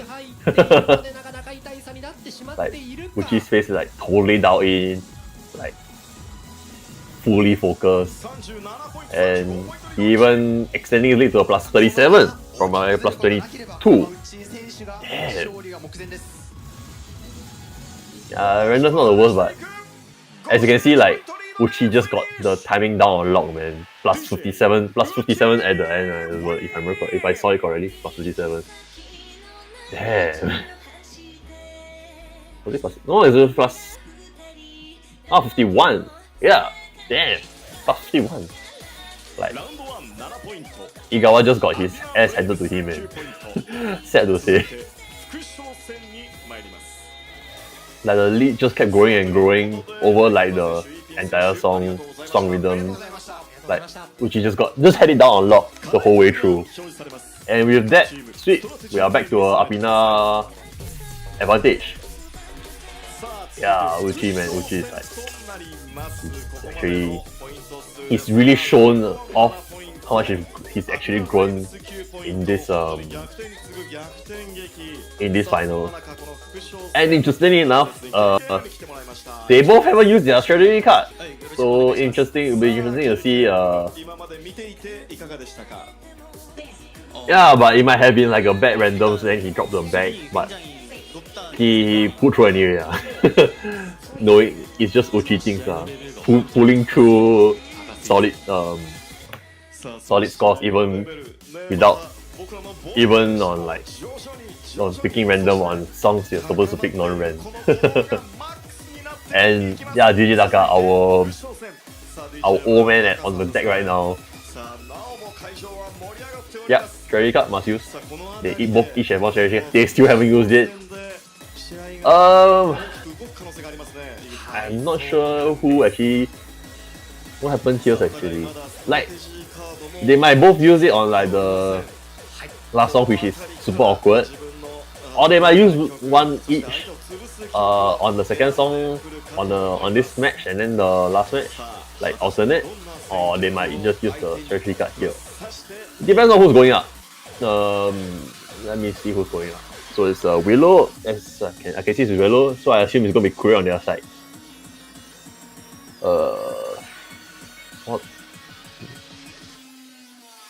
What category hasn't been covered yet?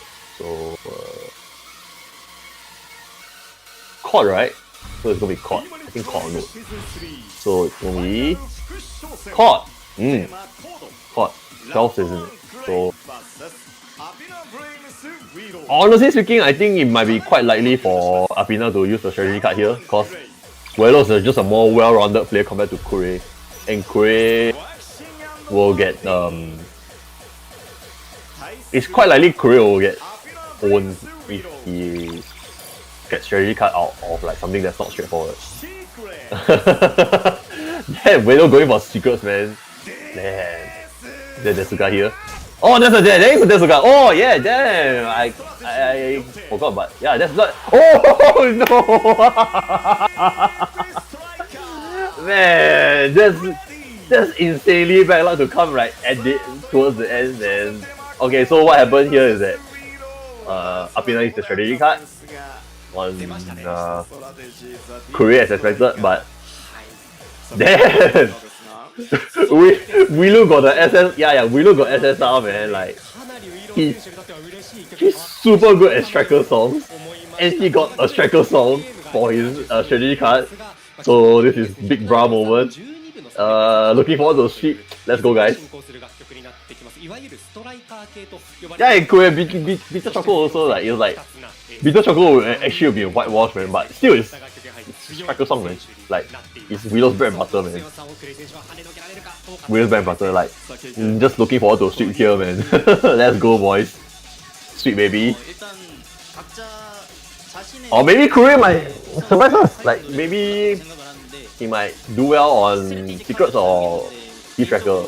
I don't really see him beating on Deep Tracker. Maybe he might come back on secrets, but nah, I don't think he's gonna do well on Deep Tracker. I think Deep Tracker is like fully within like Willow's like fully within Willow's ballpark, man. Yeah, it sucks, man. Korea has to pick the Deep Tracker against the striker player. This is so sad. F in chat for Korea.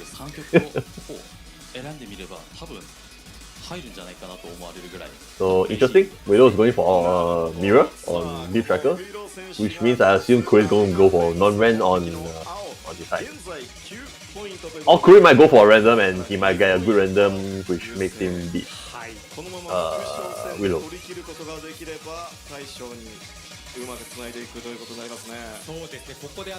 And then Willow, so Willow's green number 213, but it's still really fast. It's still really fast. Crazy how fast it's reading it. The point of reference, my own green number is like 275, 272 now. Yeah, and this guy's reading like 1/3 faster than me. Yeah, working definitely better for Korea. Yeah, this thing is like super straightforward. The non-ran is like super nice. Definitely, Korea's kind of big. But this though, 12, mostly 12 kind of song. Tracker, yeah. We might see Willow just blowing Korea off this chord right here, man. 일단 굉장히 개수가 적게 나오는 노래이기 때문에 이제 한 번에 실수하면 꽤 크게 작용할 수 있어서 그 긴장 관리에 가장 중요하다고 생각을 합니다. It's like he looks a bit pensive, quite tense, but Willow slowly like loosen up and shit like that. Yeah. Man's out. Yeah, man's out, I guess. Like he has got to. Korea has really got to do his best on either Deep Tracker or for Yutaka to stand a chance to reverse sweep on like the final match. Considering like the final match has got like Uchi against Yutaka, and Yutaka's definitely going to use his like strategy card on like whatever Uchi's gonna pick. And yeah, so they're both going for the non-ran chart. Korea with the early 6-1 lead. Damn. So the early section has got Korea into a small lead. Might be good thing, might be a bad thing. Willow might be feeling the nerves of like getting like the SSR strategy card pick. Like he's totally expected to like own this pick. Oh, yo, Mr. V power, V2 power. And we are back to +0. Damn, +0. And from the +6 to a +0. So as you can see, Willow is really proficient on like striker 12 kind of chart. So which led him to like just outtime the shit out of like Kure, man. And yeah. So it's a +1. Damn. Yeah, what's up, man? Audio gone. Same here, man. Audio gone. Oh no, is my audio gone as well? This is so sad. What the hell? Damn.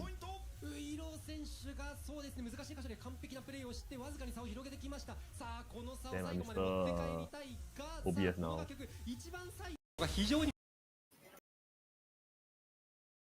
Damn. This is so sad. Is it my end? Can't even tell.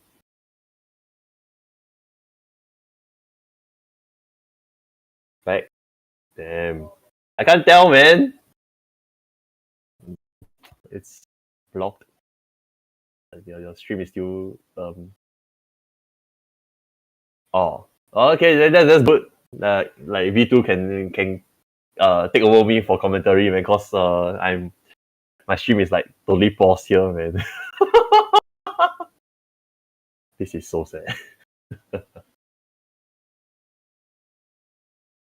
Yeah, I'm back.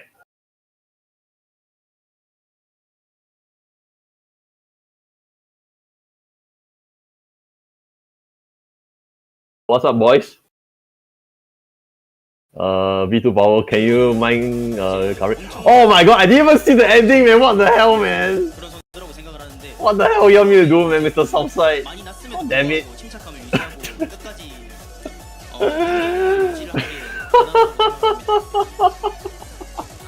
This is so sad, man. Well, what you gonna do? Anyway, they're both on the secrets. I couldn't even see what the hell was going on. Last we left, they were still equal towards the end of the diss tracker. But can't tell the result. Yeah, who won? I don't know. I mean, I watched this match, but I couldn't remember, man. Anyway, it's Willow's pick on secrets now. Yeah. I mean, it's more like it's gonna be Willow's win, but you never know, man. Like this tracker is like considerably easy. Each chart for level 12, like Korea definitely could have like taken it, but the signs are pointing towards Willow taking that. So anyway, we're on the secrets.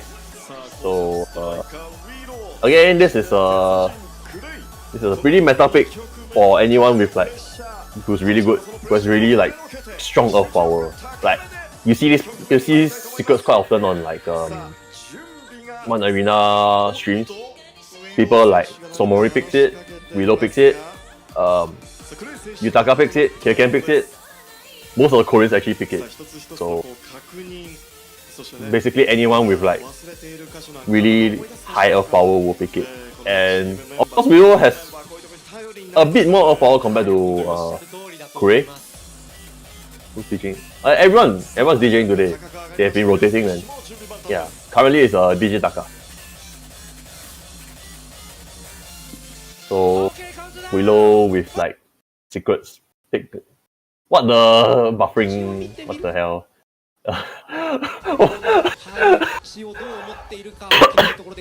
Oh damn, Willow with a plus 29. We just enter with like a Willow on a plus 29, man. We even skip the boom the mans in green, man. We even skipped that part of the song, man. So plus 48, 50. Oh, the stream itself fucked up. Oh, that's so sad. Man, this plus 40 man, is actually really ugly. Like, damn. Mr. God Pinky himself, like showing off his God Pinky powers. Look at the God Pinky power, man. Just that God Pinky section got him another plus like 7 points or something. And the God Pinky section is like, nah, it's not that the chart is impossible or great. It's just that the chart is so good for Willow. It's the God Pinky. And towards the end, it's a kind of a denim end, but no problem, man. Plus 68, easy game. Oh, Willow sweat. Damn. Okay, so Willow sweat. Willow got the win on like Deep Tracker. It looks like it was a plus 7, and Secrets was like an easy win for him, man. So moving into the last match, Yutaka has got to sweep Uchi to have a chance at the tie. Oh, this is a re-record. The finals was like 2 months ago. But we are commenting it because the match is finally released on YouTube, man. Yeah! And they are broadcasting it on like the mainstream over at BPL, on the BPL like channel. So I kind of sort of remember what happened here, but I'm gonna pretend it was like I'm gonna pretend like I never watched it before. Yeah. Oh shit, Yuta AMI for the last song. Let's go, man. Yeah, Gigo won, man. You didn't know? Gigo won. Oh shit. Man. I do hope that Gigo comes back with like at least with Koribe and Nuccio. The two of them definitely form a formidable core. They just need like good they just need better, a bit stronger draft 3, draft 4 teammates. Then they can go way further. They definitely can do it. Like Nuccio, honestly speaking, has been probably the unluckiest player this PPL. But he's been losing like by +1. He's been losing by single digits on 11. It's really rough, man. So the stakes moving into this match is that Yutaka has to sweep Uchi to pass a tiebreak. And it's Notes and Yutaka is selecting black or white. So Yutaka is a world record holder for black and white. No surprise right there. And Uchi picks, doesn't matter anyway. He picked High Tokyo. Interesting pick. Not a very Uchi pick, but it's gonna be strategy colored anyway, and let's see what's happened. It's Quell! Damn! This is not a very note song. It's more like a pick song. Damn, Quell. Okay. Quell is it's not that. It's more like a pick song rather than a note song, honestly speaking. Like anyone will tell you like Quell is literally like the two burst sections at the start and the end. That's really like where most of the difference is gonna come from. And whereas for Black and White, Yutaka has been the world record. Nah, this is 2DX like finals, man. Bruh, Yutaka and Yuchi don't play Sound Vortex, man. The Sound Vortex draft hasn't even started like this Saturday, man. Chill bro. I'm more hyped for Sound Vortex, but I like 2DX as well. Anyway, going back to commentary, Black and White, it's a Yutaka pocket pick. It's he's a world record holder for the longest time, and I think his world record was on random, but he's been very known to pick non-ran on this chart. Either mirror or non-ran, I can't remember, but I think it's non-ran. If I remember correctly, it's non-ran. Yutaka super well known to pick non-ran here. So I'm not sure about Uchi. Uchi might have picked non-ran as well. Like the non-ran is actually pretty good, but Uchi might pick random here just to try his luck at like maybe getting a lucky random against like Uchi against Yutaka, then winning here, which he definitely can.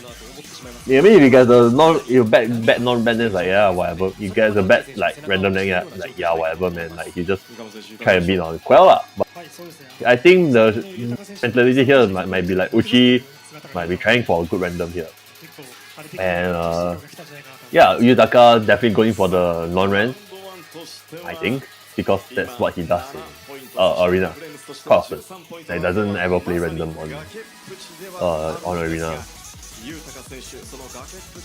Oh yeah man, like it's there's definitely gonna be at least one international player. I'm not sure if the other international players gonna go in, but definitely at least there's gonna be one international player. Lightning, yeah man, like it's crazy how Lightning model actually like raised everyone's game, like even the casual, like even the casual like can feel the benefits of like LM like compared to like the old caps. It's actually insane, man.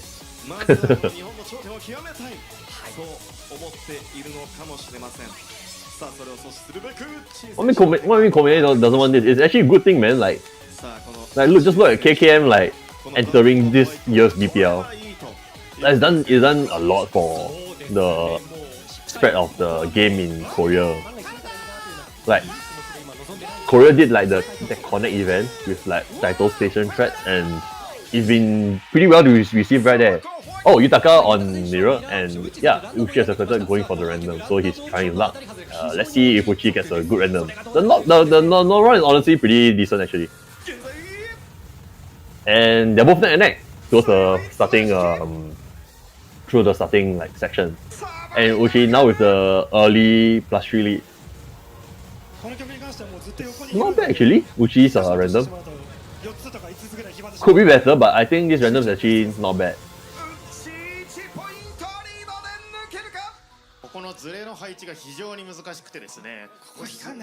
So, Black White, some history about the song. This song was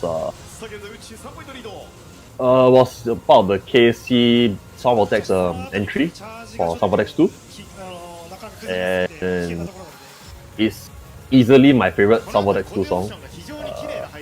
I think it was quite a lot of people's favorite song back in Sound Vortex 2 as well. And yeah, Uchi's actually got the lead. Damn, didn't expect that, but Uchi's got the lead here towards the middle part of the song. The random actually looks not bad for Uchi. +4 into the rest break area. Oh, we back. Mr. Soflan is back. Oh my god, he just dropped a hole right there, charge no right there. Oh, hi guys. Oh my god, we're back. Let's go. Can I finally have? Yeah, you're here. So yeah, this is a very, very close match, as you can see right here. Yeah. Uchi has a really, really good random. Oh, FUP, that's interesting. Oh, 1 point! Wow, to take this away from Yutaka, yeah. Able to do it? Oh my god, if Uchi got it, man. Uchi's got it. Uchi's got it. No! He dropped at the end. He dropped at the end. Like Uchi, you could see in Uchi's face, like he dropped it at the end. Like the +6 was totally at the end, man. He totally knows, man. Like just the see in his face, man. Man, that sucks, man. Well, that sucks. I've been keeping up with the match, so you don't need to tell me what's going on. And the strat card to Quell is actually potentially very good, because like it could be very good or very bad. It really is predicated on your ability to play the burst in the front. Yeah, the two bursts, like the burst at the front and the burst at the back. That's literally the whole song, man. The burst at the middle is also pretty important. Is that the middle? The middle burst? There's 3 bursts. The Quell, I didn't remember the start and the end, the start and the end burst. Oh yeah, thank you so much, Nagisa. I'm so sorry for all the technical difficulties. I had to Yeah, have it on these headphones, and when I don't wear them, the headphones turn off. Yeah, so I still hear nothing. Anyways, yeah. I think Willow winning that SSR strategy card really was the thing that turned the battle. Yeah, definitely. Like, because there's no guarantee that Uchi could seal the deal against Yutaka. It's very difficult to say so. Well, he has to seal the deal anyway now, I guess. Now he has to. No, he was very he has to anyway. So I think Willow winning like definitely put some pressure off Uchi, so he doesn't feel the need to like perform as much as like the current situation. So I think it definitely helps.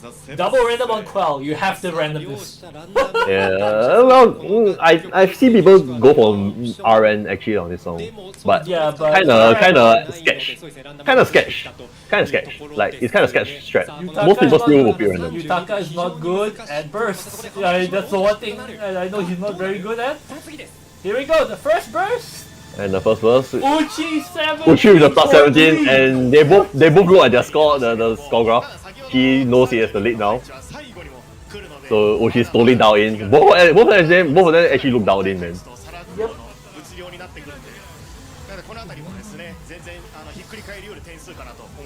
Uchi winning this would be like, if in basketball people say, oh, Kobe can't win the title without Shaq. This is his Kobe moment. I guess so, but he can't have a Shaq, man. Like, freaking Willow is a draft one, man. What the hell, man? Willow's a freaking draft one. This is Pau Gasol. Well, he kind of dropped advantage on this small break section. Gonna be burst section number 2. Oh wow, he gained advantage there again. 19. Small advantage right there, but still advantage. Uchi still firmly holding on to that. It's advantage that he could lose in an instant if he doesn't play. Yeah, it's all down to like the last final burst, man. Like it could really be. I mean, Uchi could just literally like just done the final burst right there, man. And Yutaka, yeah. The last burst. Oh no! And Uchi! Oh, plus 30. Oh my god, Uchi got it. Oh, let's go, man. Steals it. Plus 31. That's a solid win, man. That's a solid win. Let's go. So APINA Phrase has like it's your two-time DPL champion. Uchi has shown off that he's come a long way. He's come a long way from getting eliminated in the quarterfinals. He got eliminated in the quarterfinals season 2. Man, Uchi pop-off, man, it's like it's the whole accumulation of all his efforts that he has put into this game. He went from not a ranker to season 1 to ranker to someone. Even season 1 he was a ranker. It's just that he only was like scoring well on like bursty, Chordy, not really Chordy, like bursty note songs. Like he was actually like well known for like Partitas. Yeah, even back then. And now he's just all-rounder, man. Scratch song, no problem. Soflan, no problem. Bursty shit in my finals, let's go. No problem. So yeah, I mean, guys, stay tuned to the back of the stream. We will, of course, talk a bit about Sound Voltex that's coming in 3 days live. Oh yeah, yeah, baby, Sound Voltex. But we'll come back to this for now. And yes, it's kind of insane. Chappie could have taken 2 points out of Yutaka. And Uchi could have won earlier. Yutaka was very human during the back end of the tournament, I would say. I mean, I think I was like saying throughout the whole match, like APINA's wins on their own pick look so much more convincing compared to round 1's pick. It was so convincing. So stick to the end of the stream, guys. Yeah, go ahead. So, in my opinion, like definitely the better team won here. definitely the better team. Definitely the better team was. Round 1 was still largely inconsistent, in my honest opinion. Igawa had probably like the worst season he's had so far.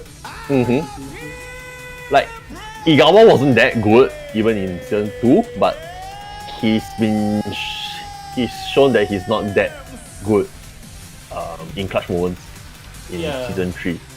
Hooray has still had that problem. I would say Picori was in season 1. He hasn't really it's like Uchi. So the story was that she, after knowing that Doche was not gonna like stay on with the team in season 2, he tried really hard to like fill the gap that Doche left behind. So he tried his best to be like the actual true draft 1 pick. Didn't happen in season 2, but totally happened in season 3, man. Like Uchi the jump. Uchi only dropped like 1 or 2 songs throughout the season. Like he dropped like in season like the jump from season 2 to season 3, like his improvement was like so immense that it caught the attention of everyone. Like everyone was like, damn, Uchi like really up his game so much, man. Like oh wow, you actually, see it was that? actually insane. Chappie and Willow are like in tears right now. Yeah, I mean Chappie is also like I mean Chappie is like also the same, man. Like just come into the BPL first time and then win the BPL, man. He wins the BPL. Chappie's improvement mark is legitimately one of the most impressive things I've ever seen. He went from an 8 dan during Bistrover during the season 1 of BPL. He's now ranker. He's now like best player in his region, which is Kagoshima. He's really strong. Like I think I was saying something like for some reason like all the rankers that come from other games just got good at Scratch for some reason. Like Chappie is good at Scratch. Tatsu is actually super good at Scratch. Have you seen Peace scratching? Oh my god! Yeah, Peace is also good at scratching. It's like, why are these people from other games coming to do this? Like, hey yo, Scratch baby. Scratch. It's actually crazy, man. Alright, so they're gonna give the individual rewards from the group stage. Top score will be Uchi. That's from the Itsumo no Oki-kunare, the Tsuyu 11. It's from Goodbye Sengen. Goodbye Sengen? He got 3. Goodbye Sengen, he got 3. Was it the Itsumo? I think it was -2, wasn't it? No, it wasn't that actually. It was Goodbye Sengen, -3. Oh, serious? Okay. Yeah. It's the last week, the final week of like regular, right? Top counter picks, where people pick a song on him and he wins. That's Peace. Mr. 10-0, Peace. Mr. No, it's actually like 15-0 by the time he got it. No, it's the even number, bro. Oh, but yeah, that's during first stage. But yeah, 10-0 during first stage. 10-0, Mr. 10-0. So Mr. 10-0, Mr. 10-0. Easy game, Mr. 10-0. It was gonna be a Peace sweep, but Uchi's Goodbye Sengen score came at the absolute last match. Last week, yeah. Mr. 10-0, man. It's so good to see these two winning the top prizes because they're both. Yeah. I believe they both are quite close. Yeah, Peace are undefeated. Willow, Peace. Oh, definitely Peace, man. Like, Peace is like undefeated. If you give him like any category 11 and below, he's like undefeatable, man. Undefeatable, yeah. Like even like KKM said it in like pre-season draft. Like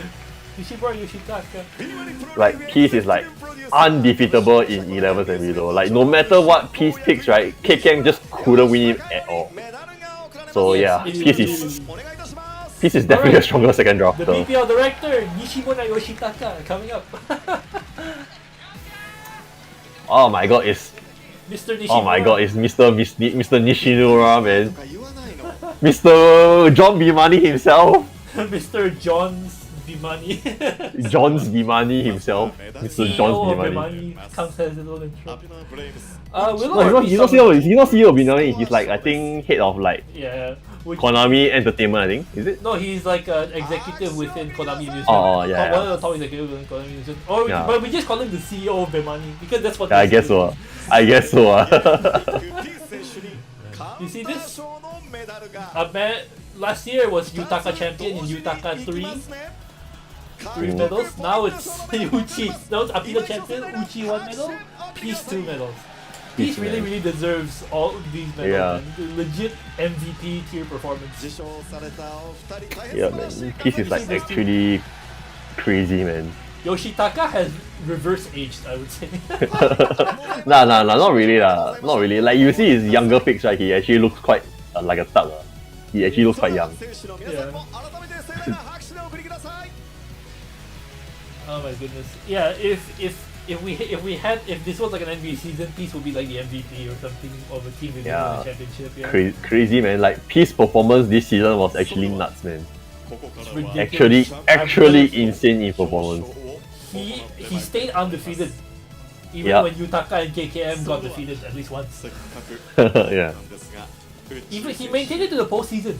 If Game Panic reached the finals, he could definitely maintain his like undefeated streak. Because knowing Game Panic strategy, they just throw him everything that's not 11, that's not 12. He's 3-4 points. 3-4 points each and every time, man. 3-4 points, baby, every time. 3-4 points. It's kind of unfortunate that they couldn't get good support from Mikamo and Peace. Who knows, man? Maybe next season they get good support for them, for Mikamo and Peace. They could go really far. I'm wondering how much are they going to shake up the draft next for season 4. KKM is not coming, because I know KKM is not coming back. Yeah, KKM has to go for his army service in Korea. Yeah, I guess so. Uchi has been in this position before, but it's the first time for Willow and Chappie, which is why they reacted the way they did. I mean, I'm happy for Willow, man. Like, Willow really deserves it. Deserves it so much. 3 seasons, reaching the postseason. Yeah, like he was like draft 1. He was like pretty much draft 1, doing draft 1 things. In season 2 and season 3, even in season 1 where he was actually draft 1, like he was holding out his own. Like he's definitely could be easy draft 1. Like for some reason, one way or another, he just dropped to draft 2 and APINA picked him. And yeah, as you can see, having who knows, man, how would anyone would have guessed, man, having 2 draft 1s in your team actually works. Works, man. Damn. The chairman. Who would have thought? The chairman of the BEMANI Pro League. Okita Katsunori. Man, it's actually John BPL. Mr. John BPL now. Alright, so yeah, I think I'm gonna do something unique. I have Nagisa right here with me. We'll talk very quickly about the upcoming draft, and then like the recorded video I'll upload is our thoughts after the draft. So yeah, we'll very quickly go through the draft. So for people in the chat right now, still 8 people, stick around. Yeah, baby. Campanella is such a good song to play this out. Bruh, I can't even hear the stream, man. The stream is like silent the whole way through for me, man. Is it? Yeah, I fucking told you from the start, man. What the, I was like commentating the whole. No. It's your output to me. It's like for some reason it's just quiet. It's just silent. Like no audio output for me for me on Discord. That's so weird. I fucking told from the start, man. I was like, I keep mentioning in stream like, hey yo, commentating without sound, baby.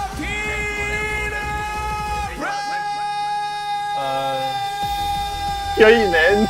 Can you like actually give it now or cannot? No, I can't hear anything. That's so weird. Yeah. Let me restream it to you. This is so sad. Finally, I have sound. Oh, so it's a Discord error. Okay, no sorry. Yeah, baby, I have sound. Yeah, because only double chat. 本当に選手とアドバイザーがこの、シーズン3一生懸命やってくれて、結果を出すことができました。I think that suit changed a lot. I think the APINA suit didn't used to be this guy. It used to be an older guy, older gentleman. APINA was the only double champ. Yeah, season 1 and season 3. Yes. この会場にいる皆様、Rawa was season 2 for DDR and そして BPL にかかるすべての皆さん本当にありがとうございます。Round 1 was second season. Yeah. Oh, now I need to turn the YouTube stream down. Can't hear おめでとう ourselves ござい now. ましたさあそしてフッチ Alright, much better. Mm-hmm. So, yeah. ありがとうございます。すみません、ちょっとまだ喋る内容がまとまったんでなくて。Wow, he's still really, really happy. Really, Yeah. his Kobe. I would say this is his Kobe Bryant moment. Not really lah. Like people already know it's like his draft one material even in season 2, but I'm he talking just about I'm talking about the winning a championship despite the lack of overpowering presence. Like his Yeah, Shaq yeah. is Dolce. Yeah. His Shaq was Dolce. Let me fill in my water. 望んだわけですけど、その時はもう自分もチームもすごく悔しい結果となって、やっぱり自分がドラフト1位選手としてやっていくのはこんなに厳しいんだっていうのを思い知らされたようなシーズンだったんですけど。 Alright, people in the chat, really stay back if you want to hear a bit about the Sound Voltex draft. We both are here and we will be talking about it very, very briefly. Because Jesus Christ, this stream is gonna be like 3 hours at this point. Yeah, man. This lineup of APINA is very, very strong. Chappie turned out to be one of the best supporting players.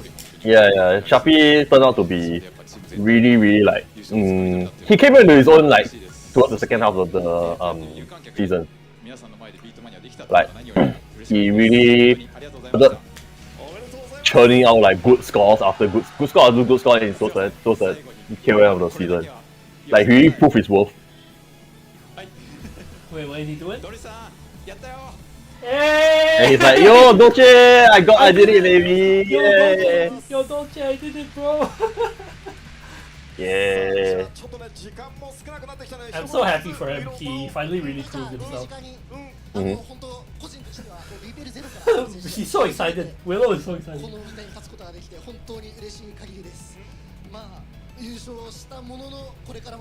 I am wondering if the teams are gonna really drastically change again. Because I would say it's... I think quite like for some Vortex, I think some teams might stay. Most teams will like just change up their whole lineup. For 2DX, I was like staying in the pre-stream before the matches start. I think I was like saying like quite likely Kentan's not gonna stay on. Yeah, I would say he's got nothing to prove left too. No, as in like Kentan already kind of hinted in the preseason that he actually didn't want to like enter this season's draft, but he got picked anyway. So well, he got. So he's trying his best. Well, he can leave on top now if he does. Yeah. He's probably not gonna stay on again.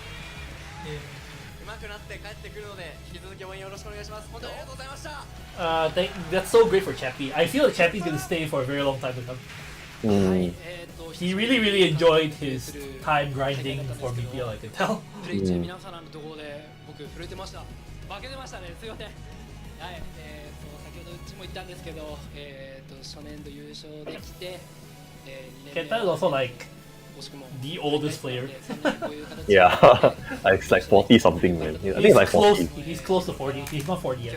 Oh really? I thought he was like 40 already. Like 38 or something. Oh, that. He got a daughter.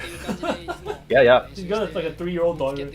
I think Pico also, right? Pico also like family man, right? In it. Pico just 30 and married. I don't know if he has kids. They're married for a few years already. It's not like 1 year or 2 years. Like they're few years already.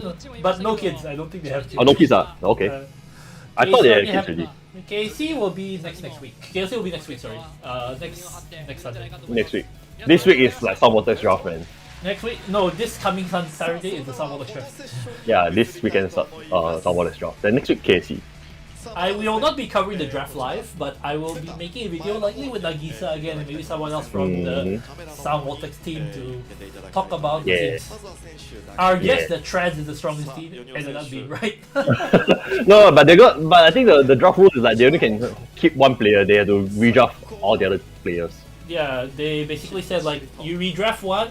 No, you cannot guarantee 2 players. Basically, you can only guarantee 1 player. Yeah, you can guarantee 1 player. So it'll be interesting to see who Taito Station is gonna keep, because they can really pick either Murakami or Misobi easy, man. Like both of them are fine, man. Misobi is currently second highest BF in it. Second highest BF. He actually surpassed Murakami's BF now. Mm-hmm. But like yeah, One Hero with no One Hero, it's a bit rough. I would say. So then have to think. Well, answer's right there. Lavier. I mean, big left, man. Big left. Coming left, in. Yeah. Big left. Big vaccine. Vaccine. Big left, big left. 本当に2021から今誇れる仲間になったと、ね、彼らにも自慢して Yeah, this is such a good team actually. In season one, we really got to know like yeah. I think Cappy was kind of like their Nikkei in a small sense, but not really. Not really lah. Like the skill set is so different. Skill set is so different, but the performance. Nikkei is like, and Nikkei is like a, it's like a piece like I guess, but not in a nice way actually. But yeah, Nikkei is like has been totally solid. In all 3 seasons they've been playing this game, man. He has like, crazy man. If they counted his BP, if there was a person who counted all their performances in BPI, and yeah, unfortunately Nikkei dropped a bit this season, but Uchi was the best performer. Second was Peace, and third was Yutaka. I mean, Peace is like 11s, baby. 11s. He got the top BPI playing no 12s. That's kind of insane. Nikkei has still been like super solid. Like honestly speaking, like. Can't fault him for whatever he's done. He definitely was solid. It's just comparing his performances to the season 1, season 2. It's a bit of a downgrade, but still not saying that it's getting worse. He's just unfortunate the season 2 get very difficult. That everyone else played really well, I would say. Oh my god, Willow actually broke into tears as he was walking off, man. Willow was so happy that he won. Yeah, he finally got his like recognition, man. Like I think he finally got his recognition. Like he actually can perform. Because I think like one of the previous seasons, like he was like the final match, and then he dropped and couldn't like continue. Like he dropped and therefore he lost the game for his team. He lost the game. It's some redemption for him to finally win it all. Oh, Uematsu Yue, one of the former musicians in Konami. If Mini or Jackets actually take a big I would really love to see that. I think Mini might come in actually, but someday, but not now. Someday, but not now. Yeah. And also, like, there's talks about BPL Korea too. That was I think it would be better for Mini and Jackets to go for BPL Korea, right? Yeah. I want them to come to the bigger, like I would say, like the more established BPL in Japan, but that's a very complicated process. KKM making the BPL Season 3 candidacy for 2DX was nothing short of a miracle, I would say. It was so short notice. Yeah. It was nothing short of a miracle, I would say.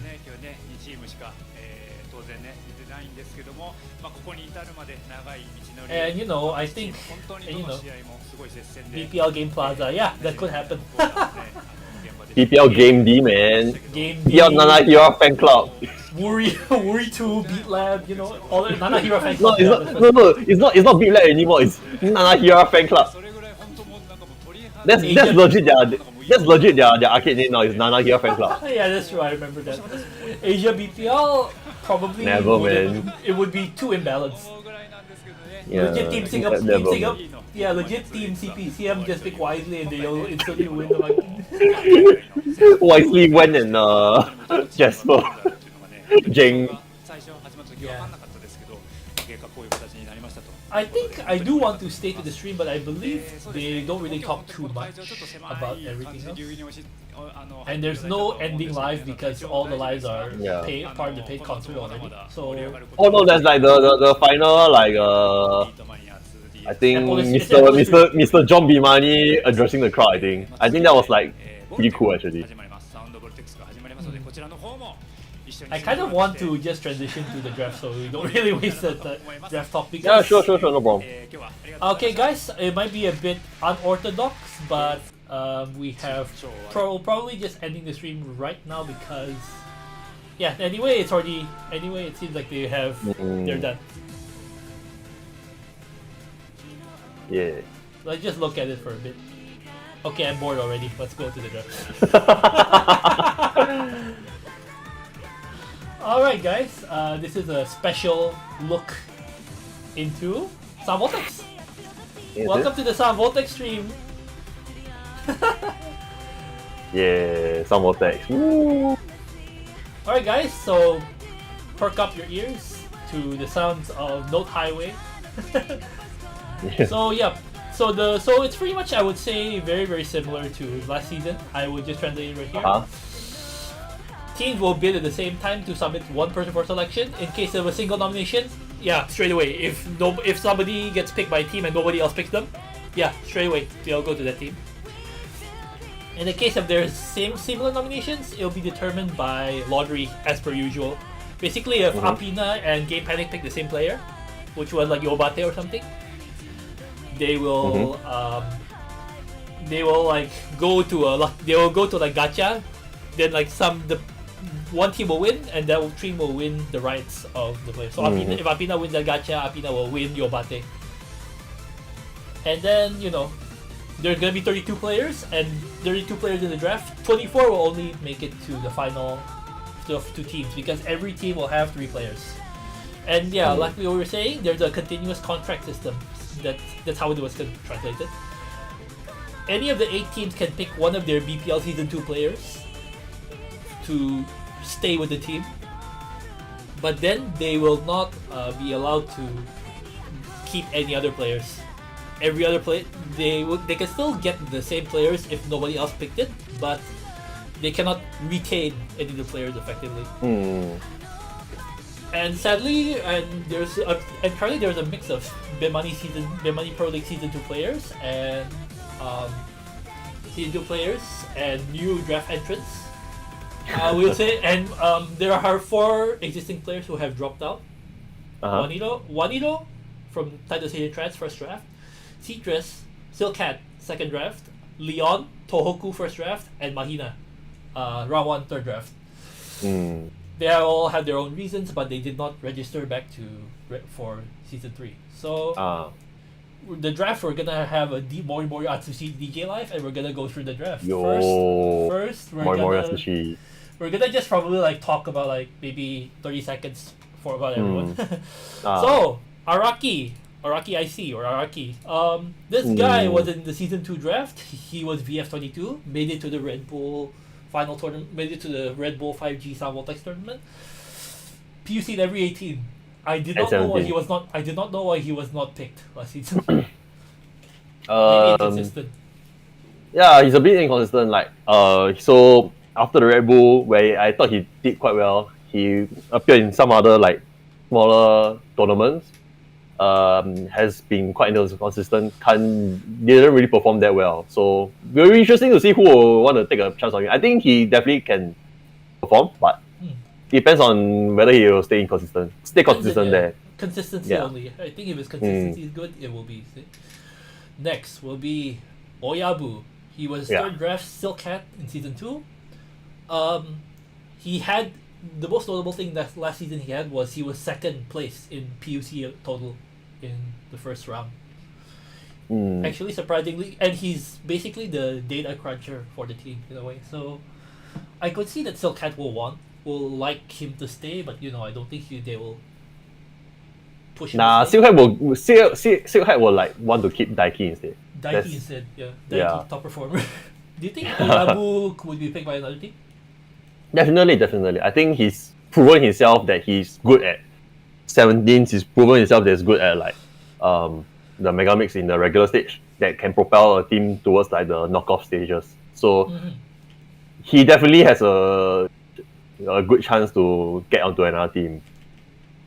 So yeah, I think Oyabu could be something that the teams consider, but with how strong this draft is, it's gonna be probably hard for him also, to be honest.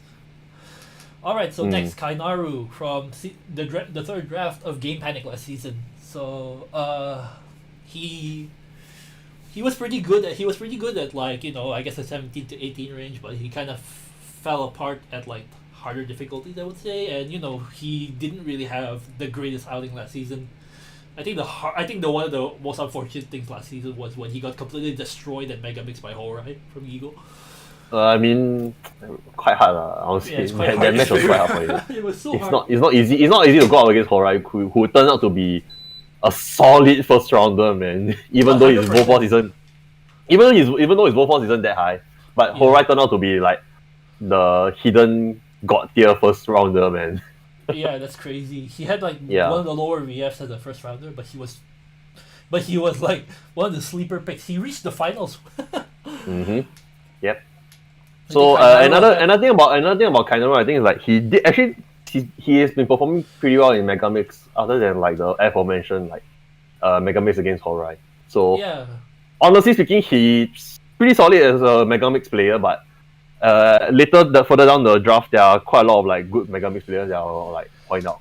Yeah. Yeah. I'm a So bit Kainaro's place in like this season BPL might be quite in jeopardy. Yeah, it might be a bit troublesome for him to try and get drafted because like it's gonna be very difficult. All right, so next a new guy, Kaku. He really looks like he really does not look like what you think a Sun Vortex player would look like. So one of our friends have beef of him. I don't want them to know that, but yeah. But yeah, Hey. I don't want them to know that. So, but you know, I've given up on getting this shit sponsored, whatever. So Yeah. okay, so Kaku, I don't really know much from him. He was part of the round 1 tournament, I believe. Mhm. He didn't really make it far, unfortunately, but I believe he is very good at 18s. I believe he just picks 18s all the time, according to Nagi Yep. when I was talking to him. Yep. And he's been stream sniping Shiron, Kawachan, what's the other guy? Penta in like their mega mix. Haven't seen him on yet. So I actually don't know how good he is. Yeah, his consistency doesn't seem to be that high compared to a lot of the big so one of the weaker players, even though his Wolfforce kind of high. I think it's he's like 21.8 or 21.9, I'm pretty sure. Yeah, he's actually one of the higher Wolfforces in the draft, but judging from his performances against the other pros who have been streaming, not too good. So I think he's one of the weaker picks. Yeah, I would be surprised if he actually makes it, but I hope, of course, with all the players, I hope that they can prove themselves in the end. Yeah. Alright, next, the Sun Vortex hero, Kaneko! Yeah, no introduction needed. This guy hasn't lost in PPL Season 2. So he really did not easy lose first to round. anyone. Yeah, easy first Yeah, round. easy I think first round. Game Panic will definitely want to keep this guy around. Yeah, so he's draft 1 Game Panic, yes. So Kaneko still has the record for not losing a single side reading song, even with the exhibition match. So yeah, exactly. He still won pretty much all of it. Yep. He has a bit of a consistency problem, I noticed, but I think some of the first drafters do have this problem. So not issue. I think he's totally first draft material still. 100% still gonna be retained by Game Panic. I don't know Yep. if any other team will try to take him though, because I don't think so. I think Game Panic will retain him. Yeah. No need to talk about him further. He is the Sun Vortex hero for a reason. So Alright, the Sun Vortex database now. Hey yo, my favorite player, man. Let's go. He's definitely gonna get retained by Leisureland, I think. He definitely will be retained. He is very good. The only reason Leisureland got eliminated was because he called in sick. He really genuinely could This is so sad, man. I think Leisureland could have genuinely made the finals if if he did not get sick. He legit got sick and Penta had to carry the side reading, which he cannot do against Kaneko. Yeah. I mean, this is so sad, but well, Kawachan has been my favorite player for a very long time, and for good reason. He's basically super consistent. He basically, if you mix in 2DX, if you mix Nori and I don't know, maybe someone like Peace, Nori and Peace, Nori and something Peace, like that. yeah. He's like the Sun Vortex equivalent of fusion dancing Nori and Peace into one guy. He's Mr. Sun Vortex trivia also. Yeah, that's why he's the database. Yeah, he's actually Mr. Sun Vortex trivia. Like I think one of the years they did like a Sun Vortex like celebration stream, right, where they had like there's a trivia quiz prepared by various Sun Vortex players. Kawachan literally knew the answer to most of the questions right there, man. It was insane. Yeah. I think there was I think the questions were like some about characters, and Kawa-chan even Yeah. knew that. Yeah, characters. What chart is this pattern from? That kind of thing. Yeah. Everything, yeah. All right, so yeah, likely to be retained or be drafted in another way. Mhm. Okay, Kick, the Omnivore. So draft 3 of Supernova Tohoku last season turned out to be one of the better players of that team. Like we were thinking this guy is just gonna compliment everyone, but no, he actually was the second best player. I think he was Best Megamix player from season 2. Yes, he's the best Mega Mix player from season 2. He also beat Ball in one song, which allowed his team to take one win within the group stage. So really, and so yeah, he's a knob person, so you know. He's not exactly Mr. Knob, but he's very decent. Yeah, he's not a really true knob player per se, but he's decent. He's really good. Yeah, I think he would be in he would be in BPL again. I don't know if Tohoku will take him again though. Yes, definitely. It's gonna be sad if he doesn't get into BPL. Honestly speaking, he's proven himself to be a very, very consistent performer. No matter what you throw at him, 17s, 18s, Megamix, no problem. I don't know if it's gonna be a second draft, but third draft very, very possible. Yeah, third draft, super possible third draft. Yes. Yes. Okay. So next, the Lightspeed Witch, Chloel.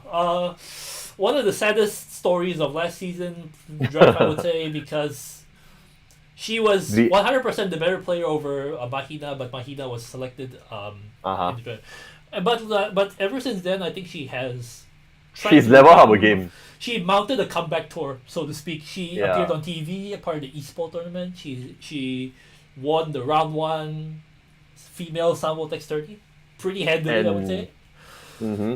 And even on arenas, like the script arenas, right? Like she's been proving herself to be like a formidable 4 on 17s and 18s. Like she's been keeping toe to toe even with like people like Yuichi.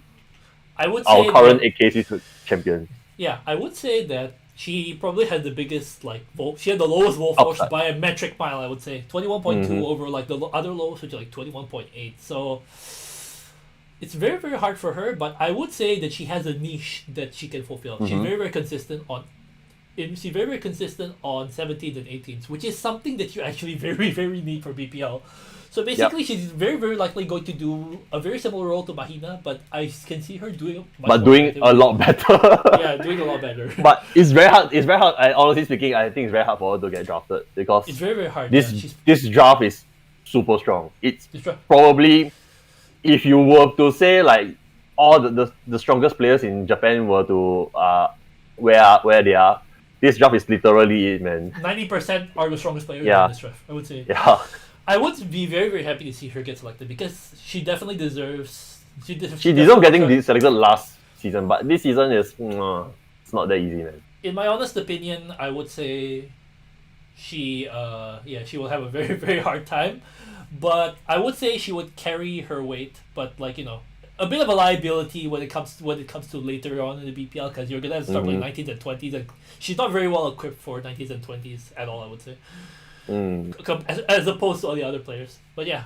Well, hopefully she would keep trying until because I believe she has a very, very high ceiling. She's still improving. Very, very, very fast rate. Alright, so next, 7C or K, or maybe you would know this guy as Bagatoro, the guy who's won the You Are My Best Rival site read. Currently, as I was like doing some research, right? Currently, Japan's only POC on You Are My Best Rival. Yeah, still other than Levy, but Levy's American. Other than Big Left, Big Left is not Japanese, so. Yeah, he's American, yes. So so this guy very, very good, definitely very, very good. I just don't really think he's the most consistent because when I saw his KAC runs, he took a lot more tries than everybody else. He really took a lot more tries than everybody else. So thing about this guy is that he's as you will see like in other among other candidates as well, this guy mostly 19s, 20s. Like he doesn't really play 18s and 17s. So it'll be interesting to see how he would do in like if he gets picked, it'll be interesting to see how he'll do in He's a bit like Murakami, I guess. Regular. Yeah. It'll be interesting to see how he does in like the regular stage. Yeah, he's a kind of a Murakami style player because Murakami actually like lost points when it comes to like 17 and 18. Gigo tied with Treads or lost to Gigo won over Treads or tied at least because Murakami couldn't really close the door against Horai. So K right here is a very, very similar kind of player. So yeah. I think he would be picked, but I'm not really sure if he will be picked like a first draft. I don't think he will be a first draft. He might not even get picked because of how stacked this draft is for people like the people who got like 19s and 20s. It's crazy, right? Yeah. Which is like the next guy we're going to talk about, Kengo. Same case, totally the same case. He had the same problem where he's very, very good at 19s and 20s, but not very consistent below. And for BPL, you need to be pretty much good at everything. And so, BPL, because early in the BPL season you'll play 17 and 18s, you will want to have a player more like Clowell, less than a Kengo, I would say. I mean, Kengo has quite good upside. Like, he definitely can perform. Like, he has won the higher VS, right? He has won the higher VS. Yeah, he has I think like the 5th highest VS or something. Yes. So, regarding consistency, he's probably the guy with the highest inconsistency in this whole draft. Like on any good day, he can beat our big left. He can beat anyone in this draft. Yuichi, Kaneko, you name it. On a good day, he can beat any of them. But on a bad day, he loses to anyone in this draft either too. Also, like he even lost to like loses like low VF21s on their picks. That's actually crazy. 5th highest VF, but he can't really convert it. Yeah. So it's like for some reason he's just not that consistent, but he definitely has very high upside. I think some team might consider him as like a draft 2. I don't see him as a draft 1, but some team might consider him as a draft 2 or even draft 3. He's really more of a Murakami type guy more than K, I would say. Yeah. K at least I would say is more consistent everywhere else also, but like not really for Kengo. But yeah. I see second drafters out of these two, but we don't really know. Okay, so the Sound might even get dropped because of the Sound Vortex machine, Shiron. Oh my god, he went from 21.2. We were wondering like why did Gigo pick 21.2? Then he became 21.8 in the blink of an eye. Still, I think he's the second lowest VF in this draft. I think, if I remember correctly. 21.8. No, he's not the lowest anymore, but he's. No, he's the second lowest. He's the second lowest in the current draft. But he's the most consistent. But he's super consistent, as his performance shows in like the last season's Gigo. And he's been working on like his Megamix knowledge. So he's been getting really, really, really good in Megamix. Like if any of you watch his like Megamix streams, right? Like his win-loss record is like something like 16-1, something like that. 17-1 every stream. No, that's very, very like no fight, man. And he even sets like how to say like personal rules. He said like personal rules. Yeah. He sets personal rules. So anyone who's like 21 to 21.5, he only picks 17s. It's 21.5 to 22, 18s on and under. And anyone above 22 is like he just picks forever. That's actually insane. He put so many rules, yet he's still consistently like one of the best. Yeah. So he's really working on his Megamix skills. And he's very, very consistent. So definitely, I don't think he might come back as a second rounder, but definitely as a third rounder, no issue, man. Third rounder, no issue. And he could be scouted by other teams because I cannot imagine Gigo prioritizing Shiron over someone like Horai, I would say. Yeah, Horai is their draft 1, man.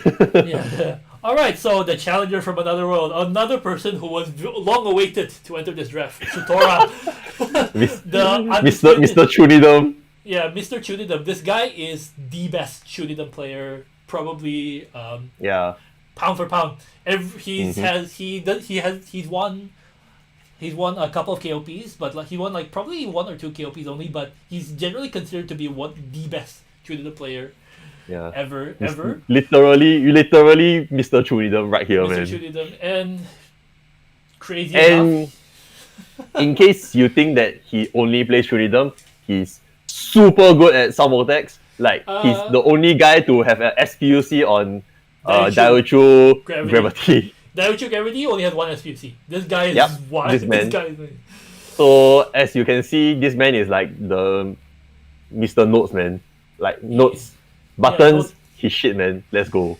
And he can, and his Megamix, he's not perfect at Megamix, but he's not perfect at Megamix, but he's very, very scary at Megamix. You see him at Megamix, 95% chance you will lose. Yep. I would say I would say if this guy does not get picked draft 1, there's something wrong with any people who are drafting. I mean, there's a lot of draft 1 material in this draft, so. But he's definitely Sutora should be a draft 1 kind of player, yeah. In my honest opinion, he will 100% be selected. I just don't know if he will be selected first. The question is either whether he's selected draft 1 or draft 2, honestly speaking. If he's selected draft 3, like something wrong, honestly. Something is wrong. Something is wrong. If he drops to draft 3, actually something is wrong. If he doesn't even get selected, I think the world will end after the draft. Yeah, the world will seriously just there will be one meteor killing us. Okay, so quick in chat. He can't participate in KOP. I think the stipulation that say that you can't. Once you participate in BPL, you cannot participate. I don't know. I don't know if they'll change it up a bit, but I would say it will be in his best interest to focus on BPL right now because he will be getting paid. He will be getting paid. Yeah. And moving on is Mr. Consistency himself from actually the most consistent player from season 2. The most consistent player I've ever seen, and we didn't even know who he was when he was drafted. Draft 1 of Silkhan.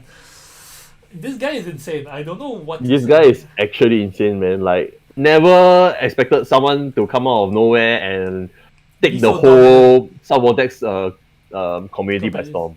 Legit, nobody knew who this guy was very much. I would say, not know him at all. But I would say BPL season 2 was his coming out party. I would say, legit.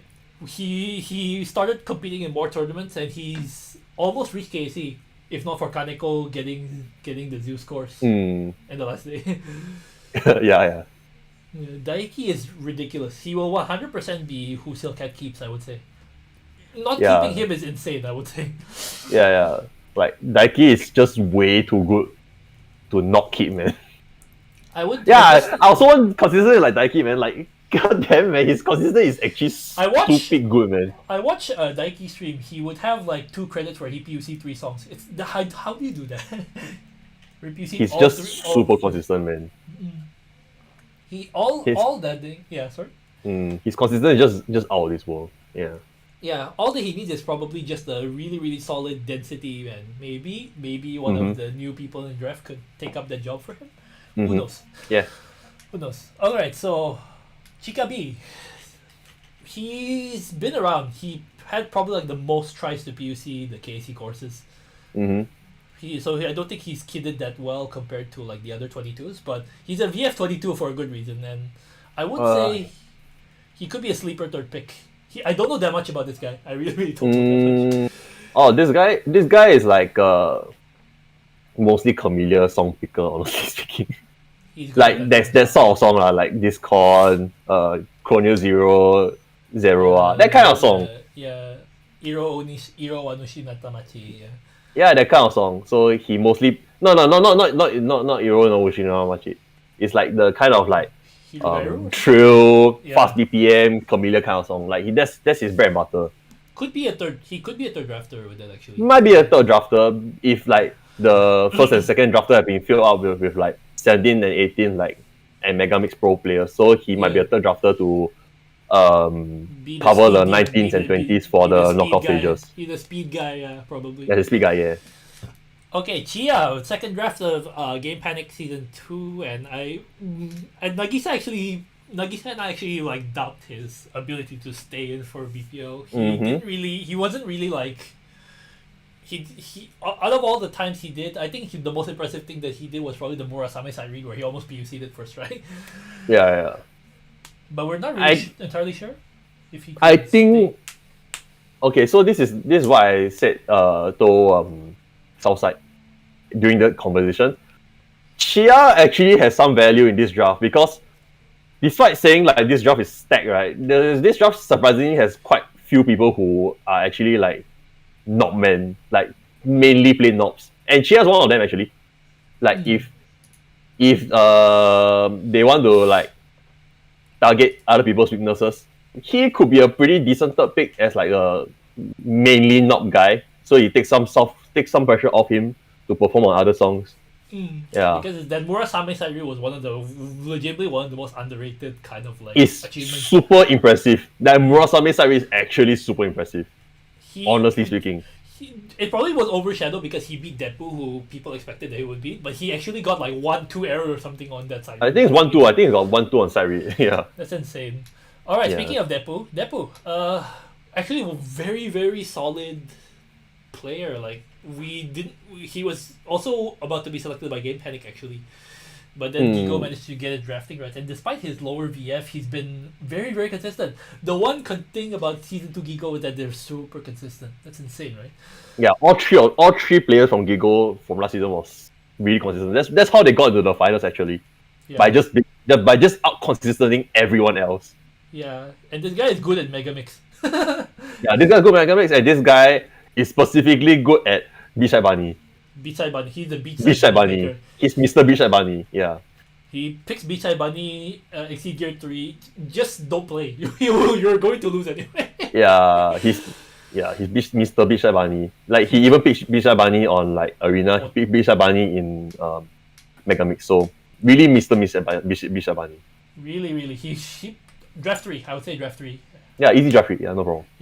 Toride, the younger brother character, has returned. He says, he didn't really get to show himself much. Tohoku didn't really utilize him that much past like tag matches, I would say. I think it's kind of sad because he actually, in the few appearances that he got, he actually proved himself. Very good. He was very good. The only blemish is that he got swept by Kawachan. But Kawachan double PUC, so. But that's normal. What you gonna do about that, man? I think Toride will definitely be selected. Feel like I don't know if he gets selected, honestly speaking. Very hard, right? Honestly speaking, I think his chances might be a bit low, his draft. See, but third draft? Who knows? Third draft will be a very good third draft, I would say. He would be a good third draft, but it's hard to say, honestly speaking. Like considering how strong this draft actually is. Yeah. Picotex, second draft of Laserland. One of the most famous people out of this tournament, I would say. Long story history of rhythm game proficiency. Basically kind of acting as an BEMANI ambassador after BPL. So, he's been participating like 2DX tournaments as well. And his timing is really without compare, I would say. Yeah. Really like he can even beat VF22s on like 18s if he wants to. Yeah, no issue, man. Like he's an easy second round drafter, despite his like low VF. I think it's like the third or fourth lowest VF in this draft, but no issue. His VF did not move at all from. No issue. But that's not an issue at all. It's not an issue. He's like a 18-17 specialist, and he will win a lot of like the first drafters in those 70s and 80s. Not issue at all. He's that good at the timing. Really no issue. He can SPUC 10 songs if he wants to in like 2 hours. Yep. He was the first SPUC in BPL. Yep. I think Pico definitely proven himself to at least get a third draft. If he doesn't get drafted at all, it's quite sad actually. Criminal, I would say criminal. Yeah, criminal. Puraimu or Prime or so. Yeah, Puraimu. Yeah. Okay, so also I went and did a lot more research on this guy. This guy is actually secretly one of the strongest pick in this draft. Even though his VF is a bit low as well, but he's actually secretly one of the strongest pick. He was one of the best Megamix players, right? If I'm not wrong. Yeah, he's one of the best Megamix players, and he's like quick PUC on like 17s and 18s on like a lot of various like genre of songs, right? It's very, very strong. Like he's been getting like single digit like perfects. He's just under the radar, I would say. He's very under the radar, but he's a very secret like super strong third pick. Like if any team picks him, right, they got like their Megamix guy / their 17 player. Draft steal, I would say. He's a draft steal. He's definitely a draft steal, but it's also very likely that he won't get picked because I think a lot of people don't really know about him. But if he does get picked, just expect him to perform super well in BPL. notoriety actually plays a lot in BPL. Like I would say Chord actually has a bigger chance of being picked than Puraimo right now, even despite his achievements. Yeah. But Puraimo is very, very strong. Just Very, very strong. take my word for it, man. Very strong. Yeah. Paper. Okay. Draft 3 of APINA VRAMeS unfortunately couldn't really show up that much during BPL. Mhm. He either had bad matchups or he was saddled doing tag, which is very, very easy to get hidden behind. Kind of the He didn't do that well in the tag matches as well. That's the sad part.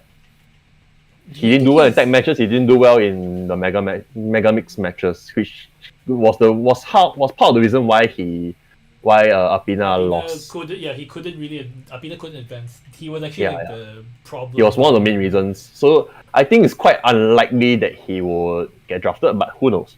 Who knows? He has improved himself, definitely. He got Yep, BF22 definitely. recently. Penta. Oh, I really like this guy. I really, really do. Third draft of Leisureland. He was looked by Tolku as well. I really, really like him, but I don't really know if he would be... He has upped his game, definitely. He has upped his goalpost. But whether or not he's going to get picked is another question altogether. Because he didn't do that well in last season's PPL. I would say he's a Megamix specialist, but there's a lot of Megamix specialists this draft this time. Yeah. I mean, Puraimo is one of them. Then later we'll get to a few other new drafters who are actually Megamix specialists. And then those people who are super good at basically draft ones would usually be very, very good at Megamix, like Sutora. Sutora. Yeah, easily. So Penta, I really, really like him. He's probably one of my favorite just guys around DPL last time. He really, really just embodies the I'm just very, very happy to be here and able to contribute kind of energy that some people get from joining tournaments. And he did perform, honestly he did do well enough as a third drafter. Yeah, he's not that weak. It's just that he got settled with quite a few bad matchups, and there are a lot of good Megamix players in the draft this time around. So it's quite hard to if he's gonna get drafted again for this season. Here we go. Hodai, draft 1 of Gigo. 100% staying. 100%. No questions. Even though don't be deceived by his low VF. Relatively low VF in this draft. He is a draft 1. 100%. He was a big reason why Gigo reached the finals. Yeah. He's unparalleled consistency speaking, probably only second to Daiki, honestly speaking. Yes, he was only second to Daiki. He had his occasional fuck ups, but Daiki just had less. So yeah. He's good at everything, I would say, barring knobs, but yeah. He's good at everything. So his only real blemish is that he's not that strong at 20s and 19s. His 19s are fine, I guess, but his 20s is not that strong. That's honestly his only blemish, but that's not much to talk about. He's definitely draft 1. No issue. You're gonna see this guy again. 100%. Definitely he's gonna get drafted by someone, no matter what. If Gigo don't pick him up, someone else is gonna pick him up. Potesatsu, the best player from Team Round 1 last season. He's gonna get kept by Team Round 1, I guess. I think Round 1 might use their retaining rights on him. Not the guy coming up next, because Pote has done stuff that other people can't do. PUC a song on side read. PUC a song on side read. Generally has done really well on Megamix as well. Yeah, he has had some losses, but it's to the Megamix specialist only. And his 17s have been strong in BPL as well. So that's true. I think more likely Round 1's gonna keep Pote than keep Bo. The guy that's coming up right here, Bo. Yeah, Bo. On paper, the strongest guy on one of the top 3 in the draft. On performance, a choker to the max, I would say. Yeah. It's very his performance in season 2 was quite disappointing relative to his VF, I would say. He should have single-handedly carried Round 1 to the knockouts, postseason at least, but he unfortunately was, but his inconsistency was actually second reason why Round 1 couldn't go. Barring draft, obviously, but he couldn't perform that well on side reads. He couldn't perform that well on the 18s that his opponent pick. So Yeah. He's definitely gonna get B in BPL. I just don't. I'm not sure. You know, like Bo is like another of those players. Like I think has quite a good chance of like not making it. Despite like being considering, even despite being like the previous season first draft, like just purely based on his performances from the last season, it might be quite unlikely that he might make it. But if he does make it, it will also be the same reason as Xia, because he's a rare not man, considering all the other not players in this draft. I would say that if he doesn't get picked, it will be a mix of not surprised, yet I would be extremely surprised if he doesn't get picked, because it's insane. It's insane that he doesn't get picked. Yeah. Just, I think, Misobi, oh my god, the biggest steal of Season 2. He is now one of the best players in Japan. From relatively unknown VF22, which is pretty impressive in its own right, to his VF is higher than Murakami now. He's the second highest Warforce in this draft. I would say he has a bit of a consistency problem. Like Daiki still washes him pretty easily. So the only thing that comes to his candidacy to his like success is only his consistency, which hopefully he has upped over the off season. I And, mean, if there's one thing he's super consistent in, is like he's super consistent at the Divine Vart script through. Yes, that is true. He's super consistent at it. Like he's almost unbeatable on that shit, man. Misobi, I would say, wins the award for most likely to be stolen by other team. Yeah, I mean, if Title Session Strats doesn't keep Misobi, then Title Session Strats gonna lose. They're gonna have to lose either Murakami or Misobi. So either way, both of them will definitely make it into a team. That's no question. Yeah. Just are they going to be the same team? Extremely unlikely. Yeah, I think it's unlikely, but we'll see. We'll see. Speaking of which, Murakami, big reason why they won. Why they won. Why they won even, man. Yeah. Like Mr. Murakami was like, in season 2 BPL.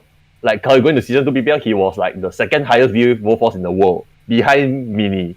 So obviously he was the guy to play the last song, the side read last song 20.